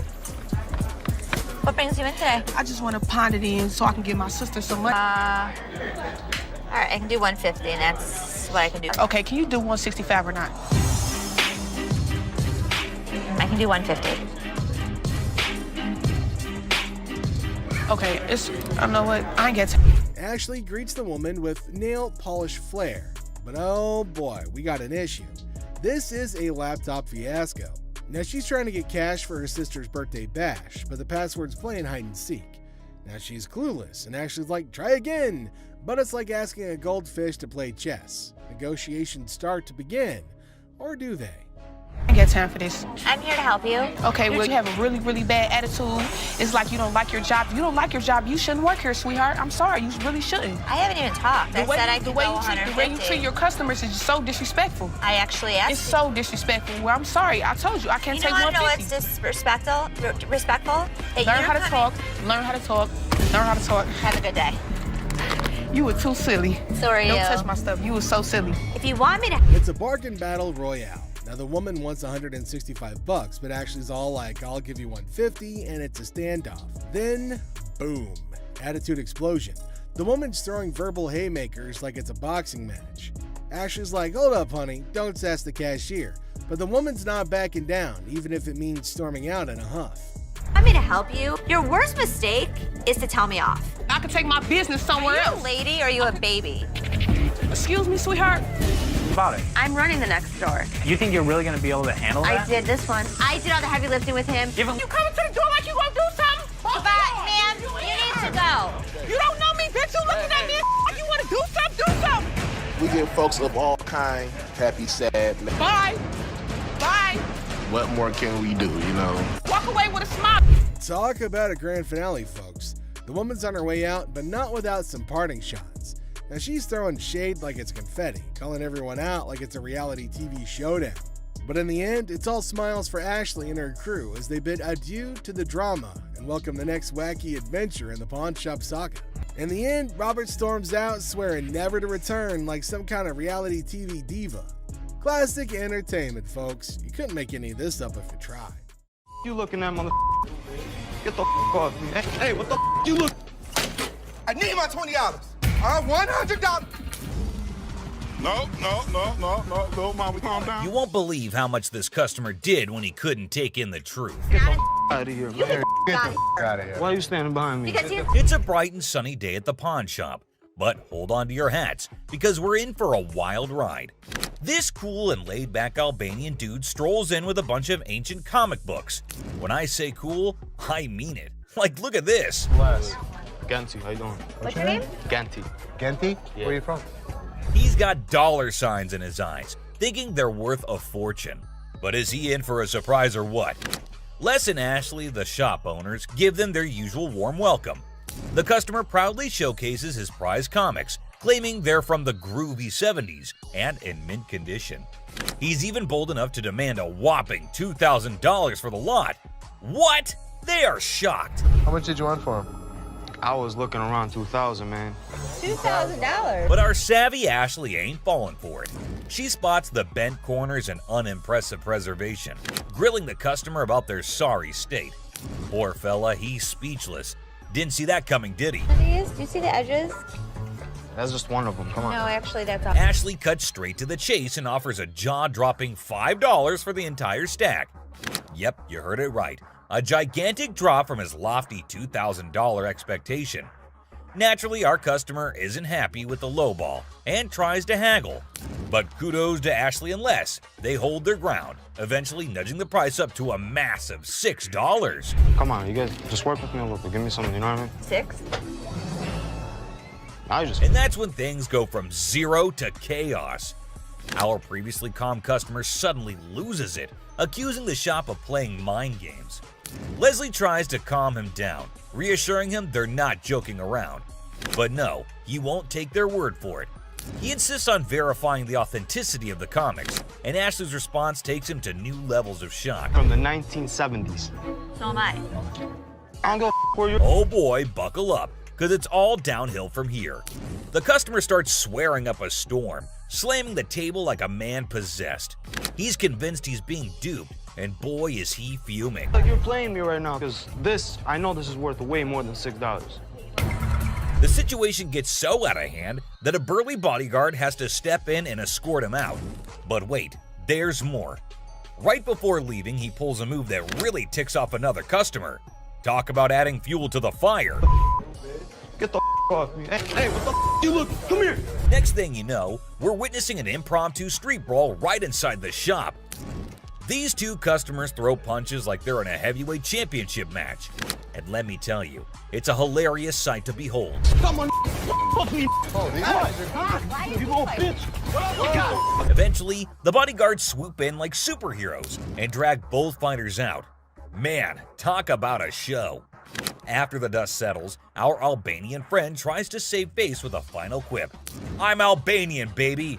Well, my friend, you certainly lived up to that fiery reputation of yours. What a roller coaster of a pawn shop experience, folks. Next up, just another regular day at the pawn shop. People coming and going. Some happy, some not so much. $100. Hold on, bro. Hold on. Let me prove my point. Now here's a guy who walks in hoping to get a loan of $100 for his gold chain. And you know what? The receptionist happily agrees. Loan approved, right? How much would you like? $100. Okay. I can do the $100. Well, hold your horses, because this is where things go haywire. This customer seems all polite and even hands over his ID for verification. But then he brings up this 20% business, as it's written on the sign right there. The receptionist is completely lost, and the customer starts explaining how he should get 20% added to the $100 loan, making it $120. Put my 20%, right? What 20%, sir? The sign right here say I get 20%. But the poor receptionist has no clue what he's talking about. Politeness goes out the window, folks. The man's anger instantly flares up when he realizes the receptionist is clueless. He asks her if she's ever seen the sign in her life, and boy does he point it out right in front of the shop. Talk about intense. Sir, I don't know what you're talking about. Is you serious? Yes, sir. Ma'am, you ain't never seen the sign? Now, this angry customer won't let it go. His voice keeps getting louder, drawing everyone's attention in the shop. I'm supposed to get 20%. You said you gonna give me 100. I get 20% of 100. We see as the bodyguard's on alert, and even Seth, the boss, steps out of his office to see what the commotion is all about. The man keeps angrily repeating that he's supposed to get that 20% with $100. When the receptionist refuses to budge, he demands to see the manager. Seth steps up and asks the customer to read the sign again. He patiently explains what it actually means. At another pawn shop, bring me in the ticket, and when you take it out of that pawn shop, I'll give you 20. But does our furious customer listen? No way. He's sticking to his guns, dead set on his demands. He even goes back and snatches the sign to show it to the receptionist and Seth. You can practically feel the tension, folks. If Seth wasn't behind that glass, this guy might have thrown a punch. Clearly, he's not thinking straight. That's when the bodyguard steps in and takes the sign away from him. Hey, straight up. My man, let us go. Let us go. 20%. The angry customer doesn't even give Seth a chance to explain. Oh boy, talk about rage blinding a person. This irate customer keeps shouting in the shop, demanding his 20%, hoping someone will back him up. Sir. Why? Well, because you're false advertising. I guess you think I can. You're not letting. But here's where things escalate. This customer challenges Seth to step out of his glass office and face him like a man. Whoa, the temperature's rising in here. But Seth's having none of it. He tells him to get out since he's causing a ruckus. And you know what happens next? He gets escorted out by the bodyguard. And get this, he tries to take the sign with him. I'm getting something out this, bro. You down for the sign, my man. I'm about to take you Hit the down. mother. Gotta admit, that's a bit hilarious. But the bodyguard quickly snatches it back, and the customer keeps cursing as he leaves the shop. But wait, there's more. To show his anger, this guy grabs a harmless plant and throws it on the ground. Huh, $20 worth right there, bitches. Oh, man. What did the plant do to him? Seriously, what did the plant ever do to you, man? And off he angrily storms away. It's never a dull day around here, is it? This next lady has real poor luck, but it does not excuse her behavior. Wait, man. The door's right there. Have a good day. Cause you got a big dude, you think you hot? So this lady storms into the store demanding her stuff back, which happens to be just 2 TVs. The receptionist asks her for some ID and tickets as proof, but this lady is completely clueless. I need your ID or the tickets. My what? She doesn't have any of those things, and here comes the shocker. Her boyfriend pawned off her belongings. Can you believe it? Now she wants them back, and it's a pretty messed up situation to be honest. She explains to the receptionist that she can't provide the required documents because her no-good boyfriend isn't even around anymore. He left her high and dry. Ouch, that's gotta hurt. Now Ashley, who overhears the whole thing, initially sympathizes with this poor girl. But hold up, that sympathy doesn't last for long, and for good reason. I feel terrible for her, but I can't help her without her ticket. This customer suddenly loses her mind, like all the anger in the world has consumed her. And guess what she does next? Brace yourselves, people. She starts yelling and banging on the glass window, demanding her precious TV. Don't bang on my window! Seriously, that's not how you get things done. Even if someone is trying to help you, no one will tolerate that kind of behavior. Ashley, understandably furious, tells her to back off. The situation gets so heated that Ashley has to step out of the room to confront this unruly customer. And guess what? This lady has the audacity to threaten Ashley. Well, Ashley isn't one to back down, so she tells her to get the heck out of the shop. This customer is beyond crazy, I tell you. It seems like she had a truckload of problems even before she set foot in the store. What? I dare you. Now, the bodyguard steps in to escort her out, but oh boy, this girl goes on a rampage. She knocks over everything in her path, completely enraged. Come on, girl, you seriously need to chill out. Bye! What? I can't leave! Finally, they manage to get her out of the shop, but you won't believe what happens next. Unlike the previous guy who threw a plant, this woman tries not once, not twice, but 3 freaking times to break back into the store. I mean, seriously, woman, get a grip on yourself. This is just embarrassing for everyone involved. But damn it, we're not your local psychologist neither. Even the bodyguard has had enough at this point, and he can only imagine what kind of crazy exchange must have taken place. Man, oh man, what a wild scene that must have been. This next guy is the most polite guy you'll see, but things take an interesting turn. I'm trying to help you solve your issue. What you mean? Well, folks, let me tell you about this wild encounter that went down, starting with a seemingly innocent greeting. Hey, how are you? I'm good, how are you? Well, actually, I'm not doing so good. Little did anyone know, trouble was brewing. You see, this poor customer was feeling down because his dear grandma had passed away. He needed to sell something urgently to scrape together enough cash to cover his rent.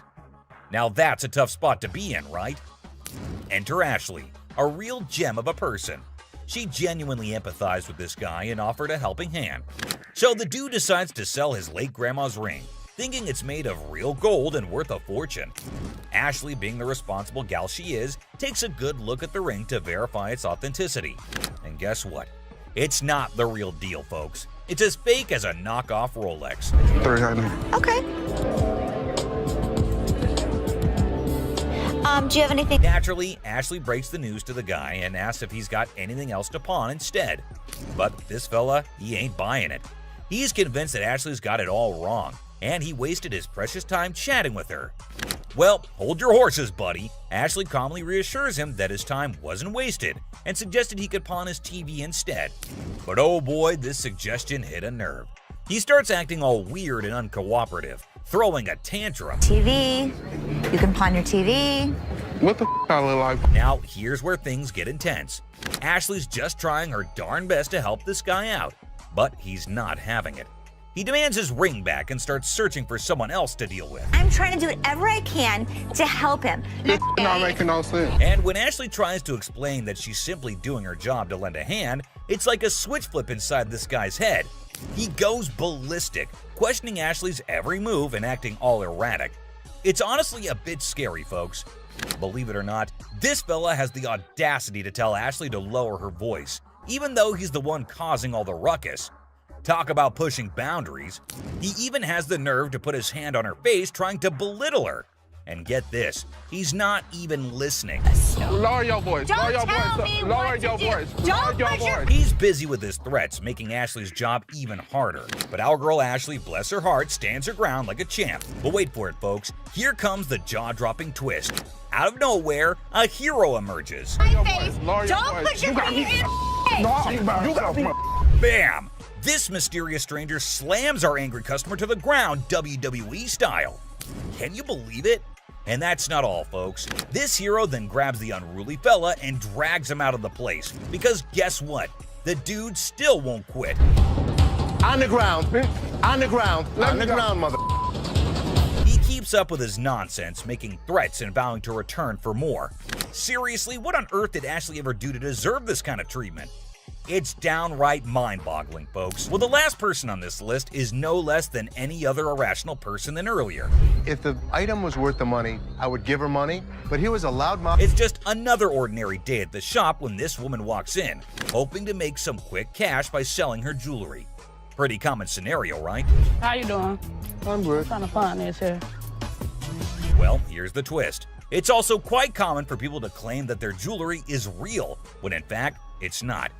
But it all depends on how they react when they find out the truth. Now, this particular woman already seems a bit agitated as she approaches the counter to sell her rose gold earrings. Les, the shopkeeper, takes a look at the earrings and bluntly informs her that the color is not real. Surprise, surprise. I can feel you. Okay, so what's up? They're not real. The woman didn't see that coming. Les goes on to explain why the color is faded, indicating that the earrings are not made of real gold. Now, you'd expect her to accept the reality and move on, right? Nope, not this lady. Instead, she comes up with a lame response like, well, duh, that's because it's rose gold. Seriously? I mean, it's common knowledge that when the color starts fading on real gold, it's a clear sign that it's not genuine. But this woman insists it's two-tone rose gold, while Les insists it's just some base metal. They were just base metal. It's not gold. Base metal is going to turn colors when you put chemicals on it. Come on, lady, listen to the expert here instead of getting all rude. The fact is, base metal changes colors, not real gold. It's pretty clear that this woman just wants some money and has the audacity to demand $200 for those earrings.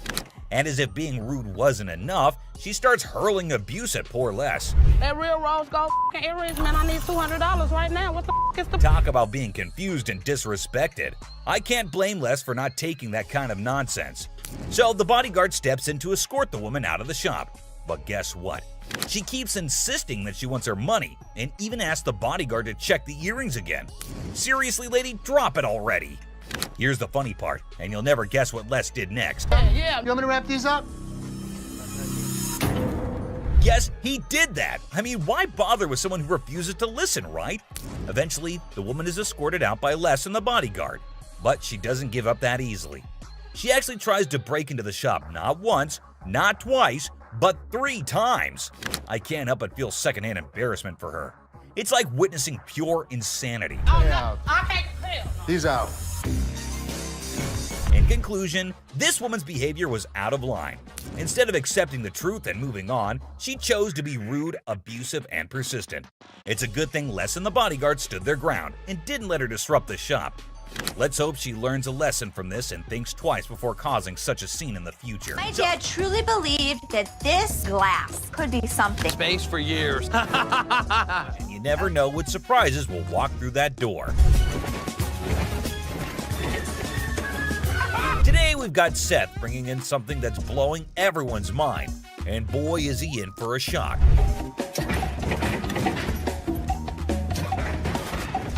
Our friend Penny rolls in with a rare 83 T-top Cutlass, lowrider frames, and a fully customized beauty. Whoa, whoa, whoa! This is the stuff dreams are made of. These babies are like finding a needle in a haystack these days, and you can see Seth's eyes light up with excitement. Easy there, Seth, don't get too carried away. We see all types of old cars come through the store. Does it do the four-wheel hop? It could if you wanted it to. This amazing car is decked out with 4 switches and can hop up to 72 inches in the front. And guess what? If you're up for it, it can even do a 4-wheel hop. Talk about a versatile ride. If you wanted to, it's equipped to. But it's very rare we see a tricked out car that actually jumps off the ground. This car is the real deal, folks. It's got all the bells and whistles you could imagine. How often do you come across a fully equipped ride like this? Seth can't help but admit that it's incredibly rare to see a car that's not only fully customized, but can also jump off the ground. He can't resist showing off, telling us about the car's 4 hydraulic pumps and a whopping 14 deep cycle batteries. More batteries mean more power, right? Seth and his buddy can't resist the temptation to hop in and experience it firsthand. And let me tell you, they are having a blast.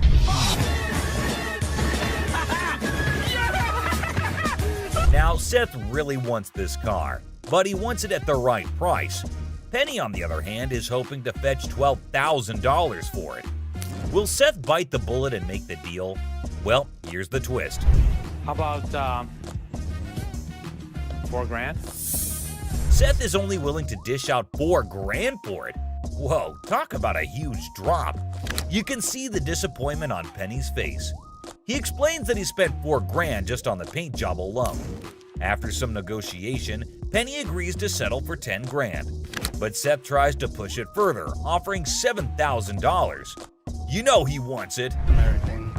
It's very rare we see a tricked out car that actually jumps off the ground. Penny, being the wise guy he is, doesn't take the deal. In the end, they part ways on good terms. Well, folks, let's hope Penny finds another buyer who's willing to meet his price for this fully customized car. It's always a thrill to see unique items like this in the pawn shop. And who knows what will come through those doors next. Stay tuned for more pawn shop adventures. But here comes another gem-filled day at Les's pawn shop. We have a woman who's brought in some stones she discovered at her late grandmother's house. Her goal? To gather enough cash to cover her dear grandma's funeral expenses. Poor thing, she's not quite sure about the value of these stones and is expecting to receive a modest sum for them. Younger. How much did you want for these? Anything would help, like $50 or $100. Enter Ashley, who wants to assist but has serious doubts about the authenticity of these gems. Who knows what other surprises await us in the future? Stay tuned, folks, because the adventure at Les's pawn shop is far from over. Hold on to your seats because this next guy is about to unleash some of the rarest goodies on the market. 5, 6. Brace yourselves, space geeks, because this is gonna blow your mind. So this guy rolls up with a bunch of crates, and let me tell you, the anticipation is real. Got a couple things. I have some Star Trek things, and I also have things from NASA. He's got some seriously cool stuff from the Star Trek universe, and even NASA. I mean, come on, that's pretty awesome. It's clear that this dude is a space enthusiast through and through, and his collection is off the charts. Honestly, it's a total flex. Like, seriously, you gotta take a look at this thing. This is all the kind of stuff that you're into. Now, here's the kicker. Ashley confesses that she and her brother aren't exactly die-hard Star Trek fans. But guess what? Every time they get anything Star Trek related in their shop, it flies off the shelves. I'm not a Trekkie girl, my brother's not a Trekkie guy, but when we get Star Trek stuff in here, it flies off. Talk about a lucky break, huh? This guy managed to gather all these valuable items from various Star Trek conventions across the country, thanks to his gig as a truck driver. Talk about dedication to the cause. But wait, it gets even better. He pulls out this kit from Paramount Studios, which is a seriously impressive piece in his collection. To give to radio station to run ads for the show. And it's an authentic set that was sent to a TV executive when Deep Space Nine first hit the screens. Now that's some next level stuff right there. You can't help but appreciate the sheer coolness of it all. Here's the catch though. All this awesomeness comes at a price, and Seth, our shop owner, is taken aback by the asking price. This was $1,000? Yes. Wow. $1,000? Yes. Why? Why is that so Because much? it's custom built and it all lights up and works. The guy wants a whopping $1,200 for everything, unless ever the savvy negotiator tries to bring it down to $700. It seems like a stalemate, but fear not, because Ashley steps in with her clever thinking. After some intense back and forth, Ashley manages to strike a deal. $7,800. She works her magic and secures all these incredible items for just $800. Can you believe it? Talk about a happy ending. Everyone walks away satisfied. The customer gets a fair price, and our shop owners have some killer new additions to their inventory. Who knew that a truck driver with a passion for Star Trek could bring so much excitement to our little shop? It just goes to show you never know what surprises are waiting around the corner. I kid you not. This next guy just pulled up with a true gem. Checker taxi cab. I don't know about the original miles. Meter still. Can you even fathom it? It's none other than a 1982 checkered cab. Whoa, now that's what I call antique. Take a gander at this beauty. It's in remarkable condition. It's evident that the owner showered this car with lots of love and care. Kudos to him. Did you call for a cab? Did you call for a cab? Now, hold on to your hats because there's more to this story. Our daring duo, Les and Seth, decided to peek under the hood. Lo and behold, their jaws dropped. Look at that thing purr. Don't you lose money because you get there quicker? And it all goes... The engine looks splendid, almost brand new. How cool is that? But wait, there's a fascinating tidbit about this cab. Back in the day, they used to write the rates right on the taxi door itself. Talk about genius. This way, the rates were fixed, making it easier to attract customers. It's a shame we don't see this kind of thoughtful detail nowadays. The door. Did you see the rates on the door? Yeah, I did. The shut up one is one I like. And guess what? This car enthusiast doesn't just have one of these incredible cabs, but a whopping total of 4. 4, my friends! And out of all his prized possessions, he decided to part ways with one and sell it to this very pawn shop. As long as the price is right and it's in good condition, we can make a profit. Boy, oh boy, Les and Seth should count their lucky stars. Now brace yourselves for the asking price. This customer is seeking a jaw-dropping $10,000. Can you believe it? Les, being the inquisitive one, questions the reason behind such a hefty sum for what seems to be a mere antique car. Sensibly, Seth suggests that the customer take the car for a spin, just to ensure everything is running smoothly. Perhaps then they'll be able to negotiate a fair price. Good thinking, Seth.